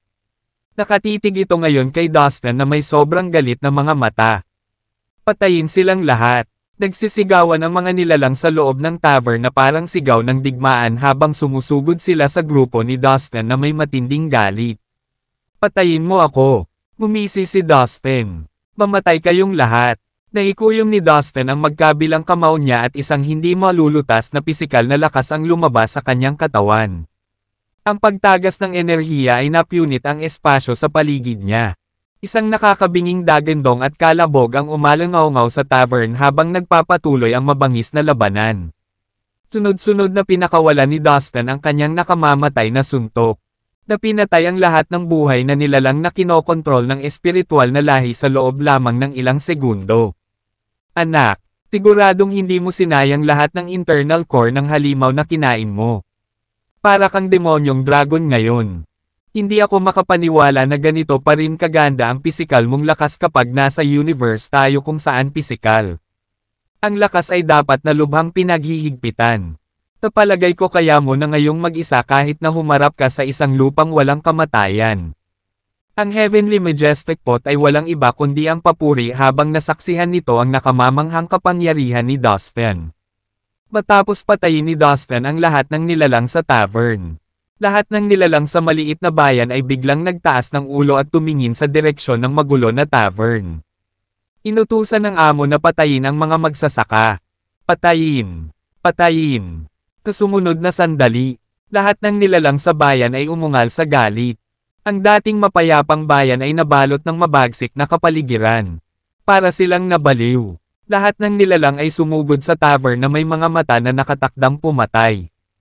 10,000 mga nilalang ang nagrally sa kalye na may mga sandata sa kanilang mga kamay at pinalibutan ang tavern. Hindi ba sila nagsasawa dito? Tapusin mo na sila. Lahat sila. Utos din ni Dustin sa mga kasama at naunang lumabas ng tavern. Lahat ay nakaranas na ng mas malala pa. Kaya natural. Hindi na sila natatakot. Pagkatapos, tinundan ng bawat isa sa kanila si Dustin sa labas at nagsimulang ibuhos ang bawat kasanayan na mayroon sila sa kanilang arsenal. Ang lakas ng mga nilalang na ito ay medyo mahina.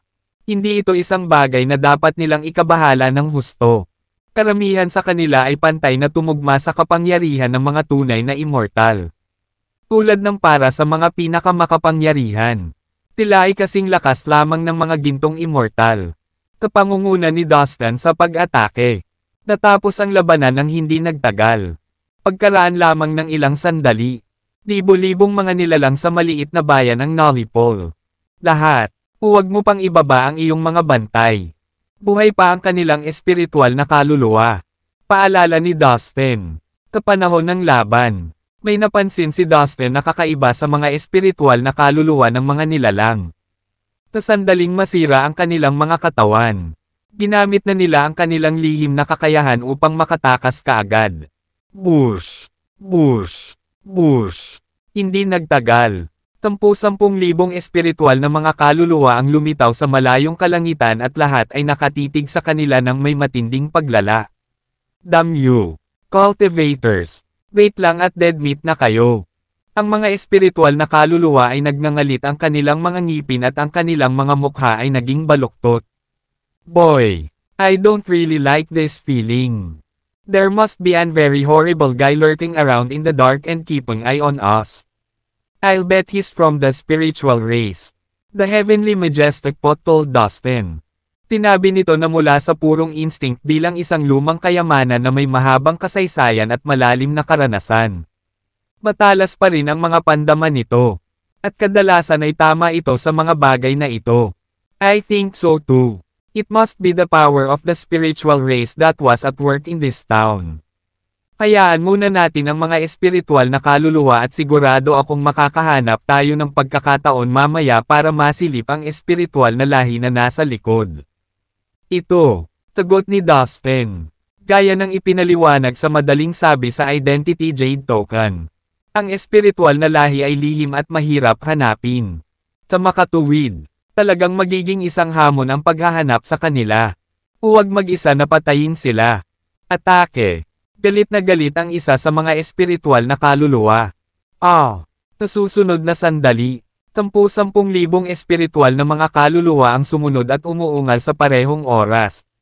Ang napakalaking espiritual na enerhiya ng kaluluwa ay ginawang isang dagat ng marahas na alon at tangay patungo kay Dustin at sa iba pa niyang tauhan. Ang kanilang mga dagandong ay matalas at galit na parang isang pagsabog ng bulkan. Mag-ingat! Iba ang isang ito. Ito ay isang malakas na espiritual na pag-atake. Babala ni Dustin sa lahat ng humakbang siya at nakatayo sa harap ng kanyang mga kasama. Nakatayo sa isang tuwid na linya. 10,000 espiritual na kaluluwa ang naglunsad ng hindi mabilang na sound attack sa Dustin ng sabay-sabay. Sa isang napakalaking alon, lahat sila ay gamulong at nagwalas patungo kay Dustin at sa kanyang mga kaibigan. Kasamaang palad. Ang namamahala sa batas sa negatibong sansinukob na ito ay ang espiritual na batas upang ang anumang bagay na may kaugnayan sa espiritual na enerhiya ng kaluluwa ay maaaring mapahusay sa pamamagitan ng paggamit ng ilang panlabas na elemento sa kalikasan. Napagtanto ito ni Dustin at tinanggap ang katotohanan na ang mga sound wave ay magiging marahas at mahirap pigilan. Sa daan nito, pinawi ng sound wave ang lahat ng nasa daan nito.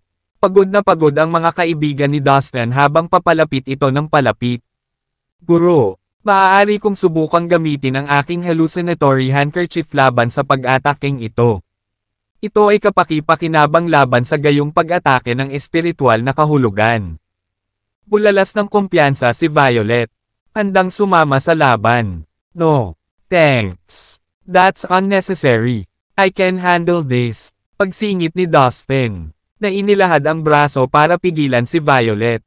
Kung saan sila karaniwang nag-aalala. Nakaramdam ng kalmado si Dustin. Pagkatapos ng lahat, taglay niya ang espiritual na puno. Kaya hindi siya natatakot sa mga pag-atake ng espiritual na pakiramdam. Gaano man ito kalakas, bilang karagdagan. Matagumpay na napino ni Dustin ang isang 7 kulay na banal na lotus. Na hindi lamang nagpadalisay sa kanyang espiritual na kaluluwa ng husto, ngunit nagpapataas din ng kanyang espiritual na pakiramdam. Sa pagiging napaka-advance, kakailanganin ng isang napakatalino na master ng martial arts na magdulot ng takot sa kanyang puso. At sa kabutihang palad, ang lahat ng mga nilalang sa kanyang harapan ay nasa ordinaryong antas lamang. Ito ay magiging isang piraso ng cake. Boom! Nang magkaroon ng impact ang alon. Isang malakas na tunog ang halos makabasag ng eardrums ni Dustin. Naramdaman niya ang suntok, ngunit hindi siya nito natamba. Sa loob ng ilang segundo, ang mga sound wave ay bumagsak sa kanyang dagat ng kaluluwa. Ang loob ng soul sea ni Dustin ay naging scrambled na may mga tunog na nagpang-agot sa kanyang mga ngipin. Muli at muli, ang mga sound wave ay humampas sa espiritual na kaluluwa ni Dustin sa paraang dapat na pumatay sa kanya. Sa pagkabigla, nagising ang espiritual na puno sa isip ni Dustin. Naramdaman ang biglaang pag-atake. Pinahaba ang mga sanga nito. Ang espiritual na puno ay nanginginig at nag-inat. Kumakaluskos na parang isang bagyong dumadaan. Ang mga ugat nito ay kumakawi din sa loob ng soul sea ng Dustin na parang baliw. At ang mga daloy ng enerhiya ay sumabog pasulong, na nagpoprotekta kay Dustin mula sa lahat ng anggulo.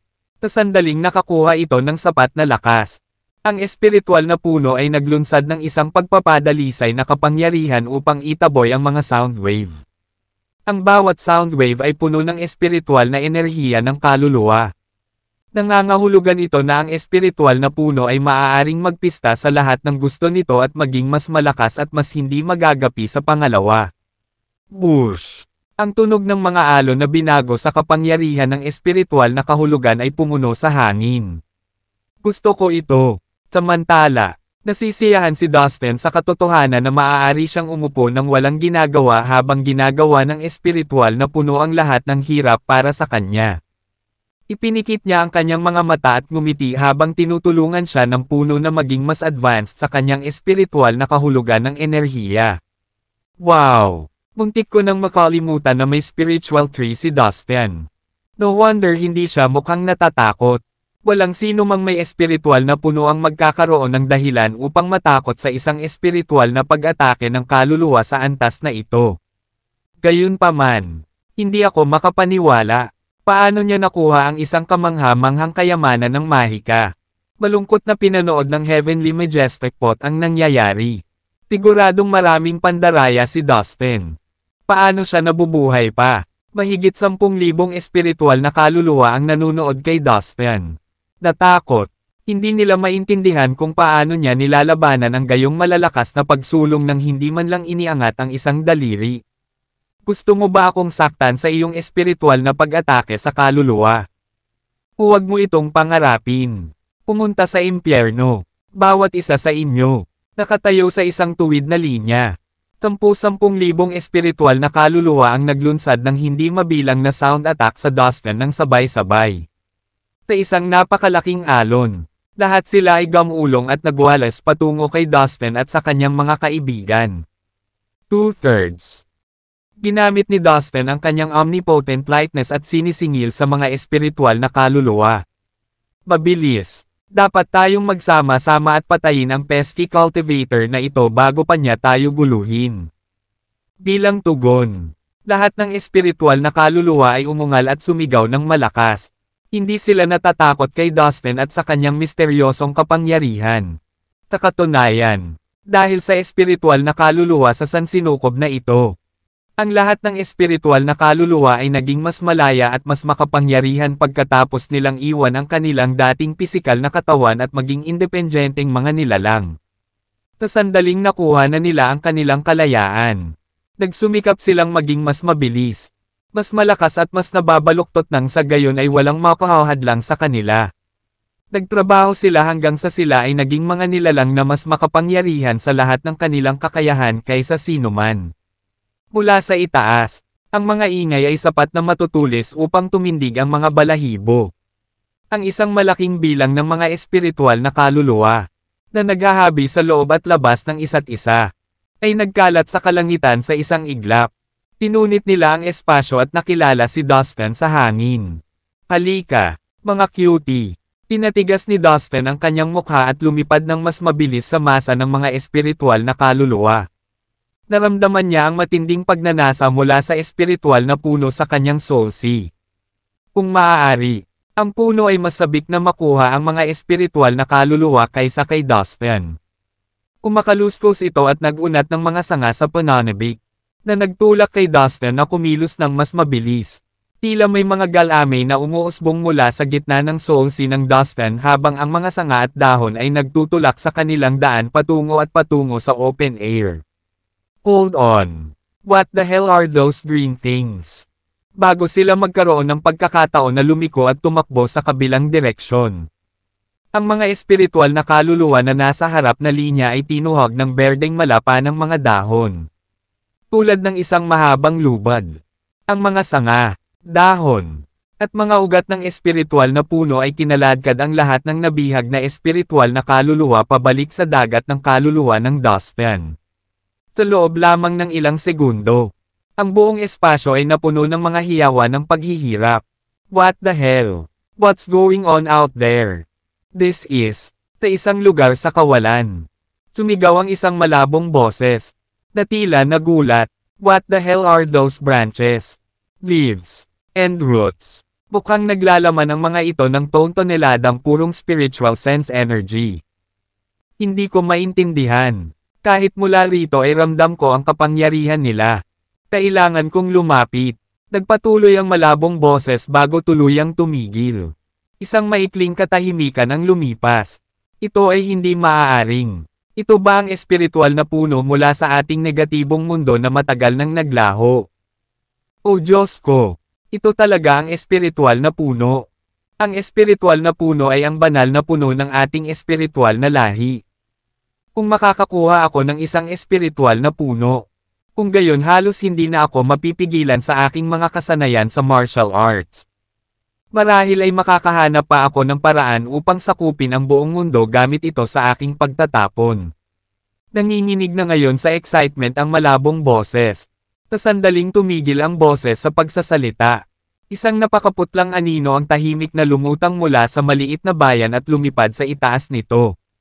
Napakaliwanag ng anino na halos maaninag. Unti-unting lumalapit kay Dustin ang patak ng ambon. Gayunpaman, sa loob ng ilang segundo, ito ay nagbago sa isang regular na espiritual na kaluluwa. Nagmukha itong napaka-inosente at mahina tulad ng ibang mga kaluluwa. Bang! Isang berdeng dahon ang bumaril at tumusok sa bagong dating na espiritual na kaluluwa.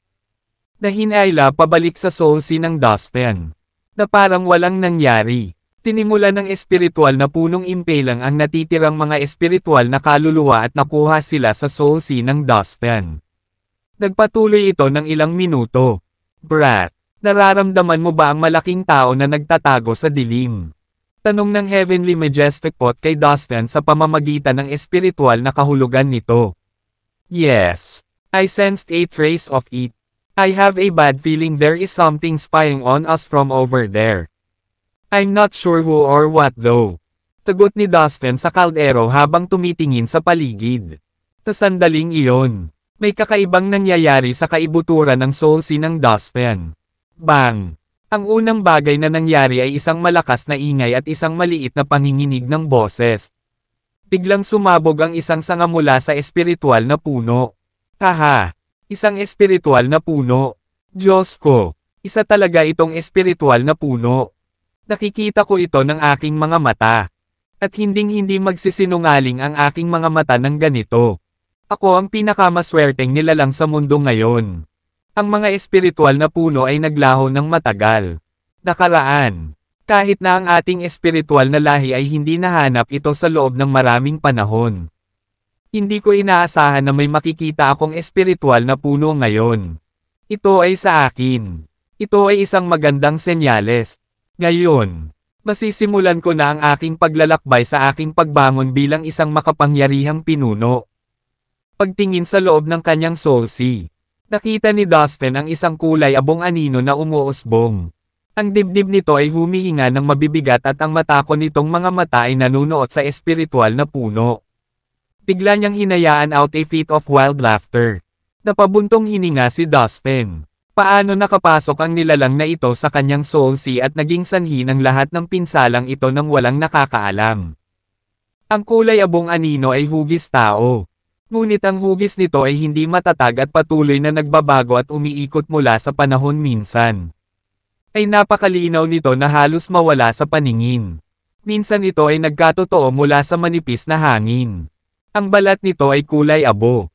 At ang katawan nito ay tila matigas na parang bakal.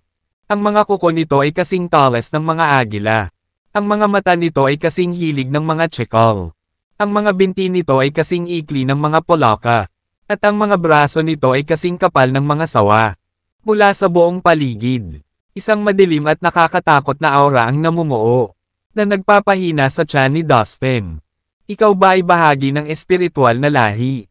Tanong ni Dustin na may bahid ng pagdududa sa boses. Haha. Oo. Ako nga. Ako ay mula sa espiritual na lahi. Hoy, tao. May inaasahan akong maganda mula sa iyo ngunit walang ganito kaganda. Ang espiritual na puno ay napakahalaga para sa akin na sa tingin ko ay hindi ko magagawa. Ever thank you enough, kaya may ibibigay akong kapalit, I will give you mercy. Sa halip na dahan-dahan kitang patayin. Aagawin ko na lang ang pisikal mong katawan at sakupin. Sa ganitong paraan. Bagamat ang iyong kaluluwa ay madudurog sa wala, ang iyong pisikal na katawan ay mananatiling buo. Siyempre, sa aking pag-aari, ang kulay abong anino ay tumawa ng husto kaya kinailangan niyang kumapit sa kanyang tiyan upang manatiling patayo. Ito ay natapon ng may kumpiyansa. At napuno ng galit si Dustin sa nakita. Talaga, gusto mong kunin ang katawan ko at gawin itong bago mong tahanan. Napaka-confident mo. Pero natatakot ako na hindi mo kaya. Hindi natin alam kung sino ang unang papatayin. Baka ikaw ang unang mamatay. Sagot ni Dustin. Nakibit balikat ang espiritual na kaluluwa. Bagamat ang espiritual na nilalang na ito ay pumasok sa kanyang soul nang hindi napapansin. Si Dustin ay hindi nataranto o natakot. Nanatili siyang kalmado. Nag-iisip ng mga plano para itapon ang mapanlinlang na nilalang na ito. Isipin mo ang iyong mga salita bago mo iluwa ang mga ito. Tao, tama na ang pag-aaksaya ng oras. Lumaban tayo para mapatay kita at kunin ang nararapat sa akin. Malamig na sabi ng anino mula sa lahing espiritual. Boom! Laban sa inaasahan ni Dustin. Ang anino ay naglabas ng espiritual na enerhiya ng kaluluwa na napakakapal at nagbabala na napuno nito ang kabuuan ng soul sea ng Dustin. Ang hangin ay naging makapal na hamog at kasing pula ng dugo. Walang makita si Dustin. Pumunta ka sa impyerno. Tao. Ang espiritual na nilalang ay napaungol at sumugod sa espiritual na kaluluwa ni Dustin bago pa man makapagsalita ang alinman sa kanila. Ang miyembrong ito ng espiritual na lahi ay napakabilis at makapangyarihan. Ang espiritual na nilalang na ito ay sumugod sa espiritual na kaluluwa ni Dustin sa bilis ng kidlat. Napakabilis nito na kahit si Dustin ay hindi niya lubos na makuha ang kanyang mga galaw. Salamat sa espiritual na batas na namamahala sa buong lugar. Ang mga miyembro ng espiritual na lahi ay napakalakas.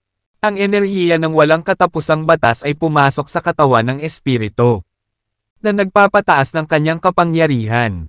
Habang ang nanghihimasok ay mabilis na lumalapit sa espiritual na kaluluwa ni Dustin. Ang malawak na espiritual na enerhiya sa gitna ng kanyang soul sea ay marahas na lumundag sa malalaking alon. Ang mga alon na nilikha ay kasing taas ng 10,000 talampakan na tumangay at binomba ang espiritu. Ang espiritu ay higit na natuwa sa halip na mataranta. Napahagalpak siya ng tawa nang maramdaman ang paparating na pag-atake ni Dustin. Hindi ako makapaniwala na ang isang kabataang lalaki ng sangkatauhan ay maaaring magkaroon ng ganoong nakakatakot na espiritual na kahulugan. Ang iyong espiritual na pakiramdam ay mas dalisay at mas mataas kaysa sa mga nakatagpo ko na. Ang ganitong uri ay eksakto kung ano ang aking hinahangad. Bumulwak ang espiritu sa nanginginig na boses. Ang iyong espiritual na kahulugan ay akin. Pagkatapos ay ibinukin niya ng husto ang kanyang bibig at mabilis na sinimulan ang pagsipsip ng napakalawak na espiritual na kahulugan ni Dustin. Ang isang malaking halaga ng espiritual na kahulugan sa Dustin's soul sea ay nabawasan ng mabilis habang ang espiritu ay matako na nilamon ito. Haha, kailangan kong magpasalamat para dito. Sa wakas ay makakain na rin ako sa loob ng mahabang panahon. I'm going to enjoy this to my heart's content. Ang espiritu ay tumawa ng baliw habang nilalamon niya ang espiritual na kahulugan ni Dustin. Totoo pala ang chismis. Ang mga miyembro ng espiritual na lahi ay kumakain ng espiritual na enerhiya ng iba pang mga species. Ito is how they replenish their energy and become much stronger. Naisip ni Dustin sa sarili. Bahagya siyang nagulat nang makita niya ito ng sarili niyang mga mata. They truly are a bit peculiar. It's so distasteful. I'd better do something before naubos niya ang lakas ko. Noong una ay natigilan si Dustin nang magsimulang lumunin ng espiritu ang kanyang espiritual na pakiramdam. Gayunpaman, tila hindi naabala si Dustin. Gusto mo ba ang lahat ng aking espiritual na kahulugan? Pagkatapos ay halika at kunin mo. Putol ni Dustin na may masungit na mukha. Mabilis siyang nahulog sa malalim na konsentrasyon. At pinakawalan ang isang napakalaking espiritual na demonyo palabas sa kanyang soul sea. Inactivate ni Dustin ang kanyang demon creating skill. Isa itong teknik na matagal na niyang natutunan. Sa pamamagitan nito, nagawa niyang gumawa ng isang makapangyarihang demonyo mula sa kanyang espiritual na kahulugan. Dahil ang kanyang espiritual na pakiramdam ay mas malakas na kaysa dati. Ang espiritual na demonyo na kanyang ginawa ay mas malakas kaysa sa mga nauna. Ang espiritual na demonyo ay sumugod pasulong at naghatid ng isang nakayayanig na suntok sa espiritu. Dugong impyerno. Nagagawa pa rin niyang magpakita ng ganoong kasanayan pagkatapos ng lahat ng espiritual na enerhiya na natupok ko. Is his spiritual sense infinite? Tigaw ng espiritu sa inis. Pagkatapos ay lumaban siya at nakipag-away sa espiritual na demonyo. Magiging maayos kaya si Master? Nag-aalalang tanong ni Violet habang nakikita niya si Dustin na nakatayo ngayon. Pagkatapos ay inilabas niya ang kanyang espiritual na pakiramdam sa soul sea ng Dustin sa pagtatangkang makita kung ano ang nangyayari doon. Takasamaang palad. Ang labanan sa pagitan ni Dustin at ng miyembro ng espiritual na lahi ay masyadong mabangis at mabilis. Sa kanyang kasalukuyang antas, ang kanyang espiritual na buhay hindi lubos na maunawaan ng sentido ang nangyayari. Ang miyembrong ito ng espiritual na lahi ay napakabilis at makapangyarihan. Lahat ng kasama ni Dustin ay nag-aalalang naghihintay dahil wala silang magawa. Huwag mag-alala, ang Brat ay may espiritual na puno. Kahit na ang mga miyembro ng espiritual na lahi ay hindi magkakaroon ng pagkakataon laban sa kanya sa isang labanan ng espiritual na kahulugan. Tiniyak ng Heavenly Majestic Pot sa kanila nang mapansin nito ang madilim na mga ekspresyon sa kanilang mga mukha. Kailangan mo pang magtiwala sa kanya. Alam mo ba? Idinagdag ang palayok. This is already wasting too much of my time. Sige. Come at me and I will refine you so that you will be a part of my spiritual sense. Sabi ni Dustin na may masamang ngiti sa labi. Sa ilalim ng kanyang kontrol. Ang isang napakalaking puno na higit sa 200,000 metro ang taas ay ganap na lumutang sa kanyang soul sea. Ang malalaking sanga ng puno ay nakaunat at nag-interwove ng isang higanteng lambat na naglalabas ng napakagandang lakas. Lumipad ang lambat patungo sa espiritu sa pagtatangkang akitin siya. Kasabay nito, ang mga ugat ng espiritual na puno ay naging matalas na sibat at mabilis na hinabol ang espiritu. Nakapagtataka, ang miyembro ng espiritual na lahi ay mabilis na nataranta nang makita ang napakalaking pag-atake ng espiritual na puno. Oh shit! Ang espiritu ay sumigaw sa takot. Paano ko makakalimutan ta? Ito ang banal na puno ng ating lahi. Maaari nitong pinuhin ang anumang enerhiya na nauugnay sa espiritual na kaluluwa. Ako ay nasa malalim na tae. Ang espiritu ay labis na natakot na siya ay tumatakbo ng walang layunin para lamang makaiwas sa mga pag-atake ng espiritual na puno. Siya ay napuno ng pananabik nang makita ang espiritual na puno na nakalimutan niya ang isang mahalagang bagay. Para sa ibang mga magsasaka, ang espiritual na puno ay isang hindi mabibaylang kayamanan. Gayunpaman, para sa espiritual na lahi, ang pagiging pitlaban dito ang kanilang pinakamasamang bangungot. Ang espiritual na puno ay talagang ang banal na puno ng espiritual na lahi. Ito ay may likas na kakayahan upang pigilan ang mga espiritu. Kahit si Dustin ay hindi alam iyon. Hindi. Layuan mo ako. Ang espiritu ay patuloy na sumisigaw habang siya ay umiiwas sa espiritual na puno. Sa wakas, nagawang palibutan ng espiritual na puno ang espiritu ng mga dahon at ugat nito. Damn it, you leave me no choice. Gagamitin ko ang secret skill ng lahi natin. Ang puppet strings. I'll control this brat and pulverize him. Sa pamamagitan nito, iniluwa ng espiritu ang kakanyahan ng dugo at binibigkas ang ilang hindi matukoy na mga sinaunang awit. Hindi nagtagal. Lumutang sa hangin ang kakanyahan ng kanyang dugo at naging 12-12 ng mga string. Mabilis silang sumunod sa espiritual na kaluluwa ni Dustin mula sa lahat ng direksyon. Ang mga string na kulay dugo ay nababalot ng mahiwagang mahika. Nadama ni Dustin na kapag ang kanyang espiritual na kaluluwa ay nakipag-ugnay sa mga string.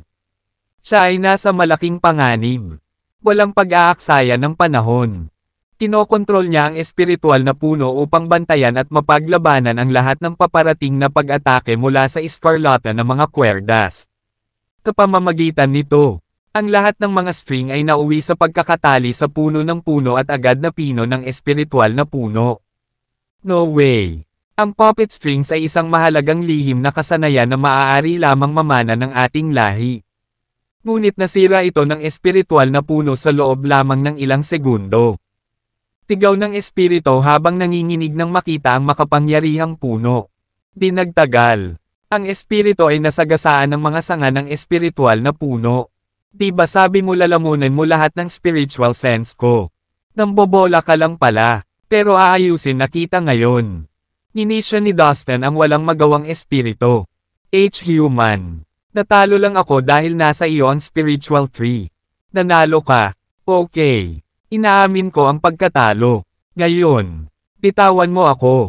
Ang espiritu ay kumikilos pa rin ng mayabang kahit na siya ay humingi ng awa. Are you kidding me? You think this is a child's fight that I will let you go once you admitted that you lost? You're not going anywhere. You are so dead. Tagot ni Dustin na may kasamang mapaglarong ngiti. Gawin mo. Malakas na utos ni Dustin. Ang espiritual na puno ay naglabas ng isang kakila-kilabot na kapangyarihan at nagsimulang dalisean ang espiritu. No. Please don't do it. What do you want? Pangalanan mo lang at ibibigay ko sayo. I can't die like this.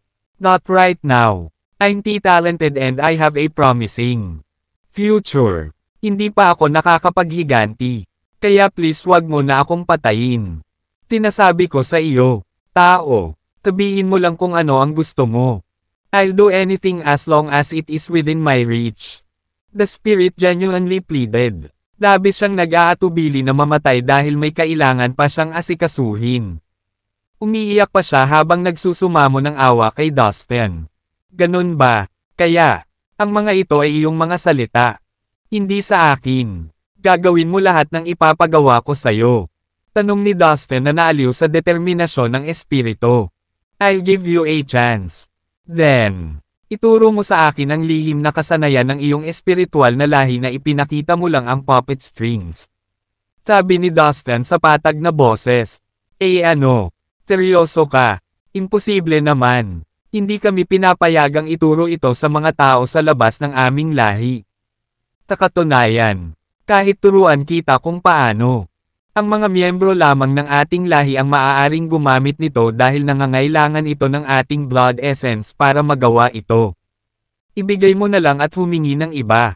Sagot ng espiritu. Nakikita ko. Kung gayon, wala akong nakikitang kabuluhan para panatilihin kang buhay. Go to hell. Mahigpit na sigaw ni Dustin. Ang espiritual na puno ay nagpakawala muli ng napakalaking kapangyarihan at dahan-daang binalot ang espiritu ng maliwanag na mga ilaw. Teka, sandali lang. May maaaring isang bagay na maaari mong subukan. Ang espiritual na puno na mayroon ka ay talagang banal na puno ng ating lahi. Marahil ito ang magsisilbing tulay para ma-master mo ang aming lihim na kasanayan. Bigla itong pinunasan ng espiritu sa kritikal na sandali ng kanyang buhay. Napabuga siya ng hangin. Nakahinga ng maluwag. Na hindi pa siya napatay. Ano ang sinabi mo? Ang espiritual na puno ay ang banal na puno ng espiritual na lahi. Ngayon ay kawili-wili. Tugon ni Dustin na may malaking ngiti sa kanyang mukha. Namangha siya sa katotohanan ngayon lang niya natutunan. Sa loob ng mahabang panahon ngayon. Umaasa siya sa lakas ng espiritual na puno ngunit hindi sumagi sa isip niya na maaaring konektado ito sa espiritual na lahi. Oo, tama ang narinig mo. Ito ang ating banal na puno. Ang totoo, kahit sa ating mundo, wala nang natitira pang espiritual na puno. Kaya naman hindi ako makapaniwala na ang isang tulad mo ay nagtataglay nito. Baka ikaw nga ang pinakamaswerteng lalaki. Kung talagang gusto mo ang aming lihim na kasanayan, maaari mong subukang pag-aralan ito sa pamamagitan ng paggamit ng espiritual na puno. Ngunit wala pa rin kasiguruhan na kakayanin mo ito. Ngunit kahit na nabigo ka, marami pa akong magagawa para sa iyo. Just spare my life, sabi ng espiritu sa maalab na tono. Dahil nasa kamay ni Dustin ang buhay niya. Gagawin niya ang lahat para sa kanya. Sige, hahayaan kitang mabuhay pansamantala. Ipakita sa akin muli ang puppet strings. Now, umungol si Dustin na may napakadeterminadong ekspresyon. Dahil doon, nagpasya siyang iligtas ang buhay ng espiritu samantala. Maghanap muna tayo ng tagwan. I want to try my hand at the spiritual race's secret skill. Sabi ni Dustin habang lumingon sa iba. Ano ang pakiramdam mo ngayon? Master, ang tagal mo nang na-snap out. Okay na ba ang lahat? Mabilis na napalitan ng pag-aalala ang kaiganhawahan ni Violet nang marinig niyang magsalita muli si Dustin. Ang iba, masyadong, nakadama ng kaiganhawahan at pag-aalala sa pantay na sukat. Nakakatakot na makita si Dustin na hindi gumagalaw sa loob ng mahabang panahon. Hindi pa ito nangyari noon. Ano ang nangyari sa miyembro ng espiritual na lahi na nahuli mo? Napatay mo ba siya? Alam kong hindi magiging madali para sa espiritual na lahi na patayin ka. Ano ang iyong espiritual na puno at lahat? Ang Heavenly Majestic Pot ay tumilaok ng may pagyayabang. Hindi. Buhay pa siya. Pero hindi na natin siya kailangang alalahanin. Lahat ay kontrolado na. Makikita mo mamaya. Sagot ni Dustin.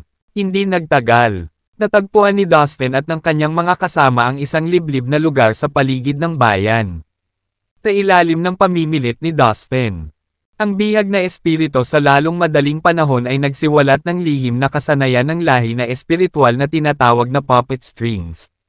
Ito ay pinaniniwalaan na ang mga miyembro lamang ng espiritual na lahi ang maaaring linangin ito. Dahil ito ay isang kasanayan na nangangailangan ng kanilang esensya ng dugo upang maisaaktibo. Ngunit ang espiritual na puno sa loob ng Dustin ay naging banal na puno ng lahi. Sa pamamagitan ng puno, dapat na posible para kay Dustin na linangin ang kasanayan. Tunay nga, ilang oras lang bago niya ito nakuha. Ang espiritual na puno ay talagang makakatulong sa akin na linangin ang kasanayan sa puppet strings. Matagumpay na bigkas ni Dustin. Kinailangan siya ng ilang pagsubok. Ngunit natuwa siya nang makitang tama ang kanyang teorya. Well, you're quite special. Diba, human boy? Sa buong pag-iral ng ating lahi, walang ibang nabubuhay na nilalang ang natutunan ang kasanayan. Ito ay nanatiling espesyal na lihim natin sa lahat ng oras na ito. Sinong mag-aakala na ikaw ang tanging exception? At lahat ng ito ay dahil sa espiritual na puno. Napakagago. Mapapabilang ka sa kasaysayan para dito. Anong pagbabago sa mundong record? Sa kabila ng kanyang sarili. Ang bihag ng espiritu ay kailangang humanga kay Dustin. Ngumiti lang si Dustin bilang sagot. Pagkatapos ay ibinaling niya ang lahat ng kanyang atensyon sa pagmaster ng kasanayan. Hindi nagtagal. Ilang oras pa ang lumipas. Nagawa ko. Deklare ni Dustin sa maikling panahon. Maging siya ay nagulat sa kanyang pag-unlad. Sa kanyang soul sea. Kontrolado ni Dustin ang 20 mahabang pulang string sa kanyang isip. Ang mga string, na naglalabas ng kakaibang espiritual na enerhiya ng kaluluwa, ay lalabas mula sa puno ng espiritual na puno at lumulutang ng walang layunin sa kawalan. Alam ni Dustin na kapag ang espiritual na kaluluwa ng iba pang mga nilalang ay natali sa mga kwerdas, sila ay mahuhulog sa ilalim ng kanyang kontrol. Maghanap muna tayo ng tagwan. Gusto kong subukan ang lihim na kasanayan ng lahi ng espiritual. Ang mga pulang sinulid ay parang mga puti na kwerdas. Ngunit para sa buhay na espiritual na kaluluwa. Tao, dahil nakakapagtanim ka ng 20 pulang string. Nangangahulugan ito na maaari mong kontrolin ang 20 espiritual na kaluluwa sa isang pagkakataon. Naiintindihan mo ba? Ang espiritual na miyembro ng lahi ay pumasok sa isip ni Dustin. Naiintindihan ko na. Ang 10,000 tao sa maliit na bayan na iyon kanina ay nasa ilalim ng iyong kontrol. Ginagamit mo ang puppet strings para kontrolin sila. Hindi ba? Sabi ni Dustin. Bumungad sa kanya ang realisasyon. Tama. Matalino kang makahuli. Sagot ng espiritu sabay tango.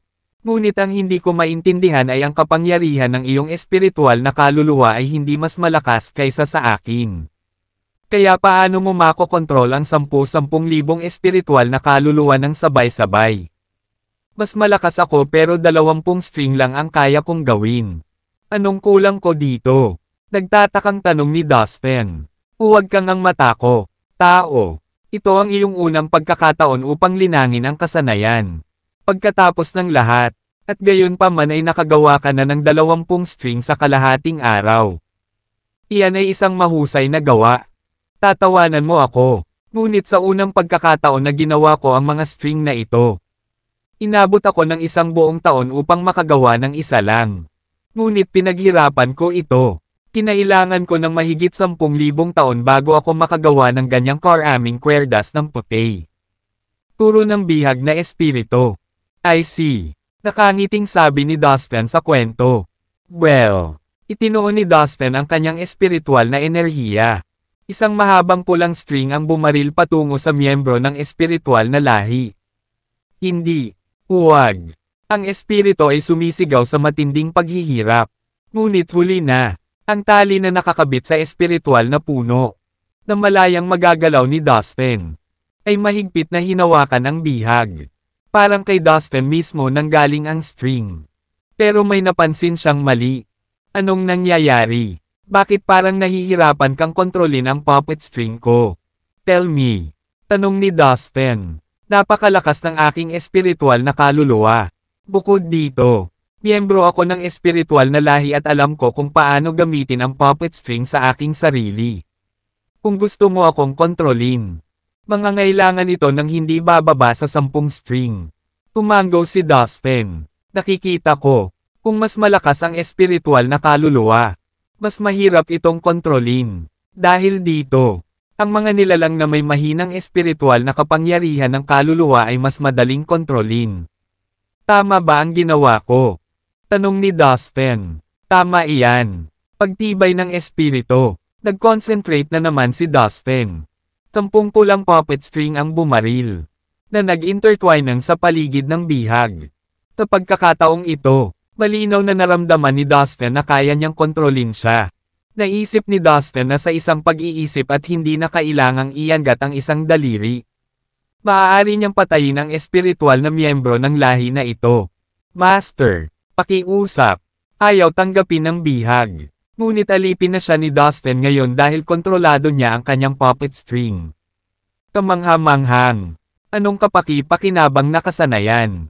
Deklare ni Dustin na may kontentong ngiti. That wraps it up. Now on the next order of business.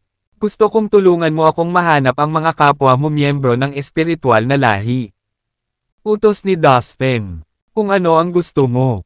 Aking Panginoon. Ngunit kung maaari akong humingi ng isang maliit na kahilingan bago tayo umalis.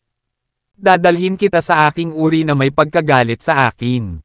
Ngunit mangyaring huwag mo akong pilitin na sundin ang mga taong aking mabuting pakikitungo. Maipapangako mo ba ito sa akin? Tanong ng bihag na espiritu. Nasa iyo ang aking salita. I will not lay even a finger on your friends. Sang-ayon ni Dustin. Condition set, Dustin and his companions embarked on their next quest. Let's go kill the spiritual race. Kinawian ni Dustin ang kanyang kamay. Tinenyasan ng Heavenly Majestic Pot at ang iba ay sumunod sa kanya. Makalipas ang halos kalahating araw, nakarating sila sa kanilang unang destinasyon.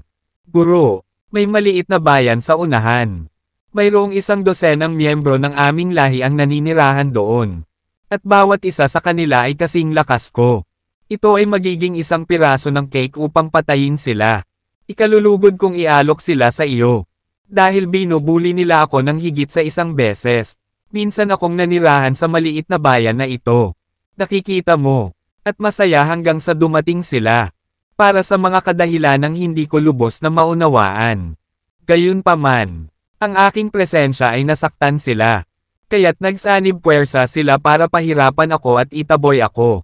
Ang paggunita ng miyembro ng espiritual na lahi sa pamamagitan ng pagngangalit ng mga ngipin. Natawa si Dustin. I see. Tuturuan ko silang respetuhin ka. How about I help you vent your anger and kill them all? Nakangiting alok ni Dustin. Let's draw them out first. Pumapasok kami kasama kayong lahat na nagpapanggap na alipin ko.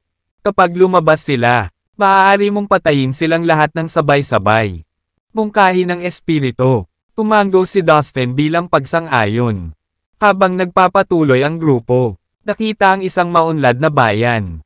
Ito ay mas malaki at mas maraming tao kaysa sa nakita nilang bihag. Gaya ng plano, ang miyembro ng espiritual na lahi ay pumasok sa bayan kasama si Dustin. Ang Heavenly Majestic Pot at ang iba pa sa hila. Ang mga naninirahan sa bayan ay tumingin sa kanila na may kakaiba. Blanko ang mga mata, pagkatapos ay dahan-dahan. Nabasag sila sa mga nakakatakot na ngiti.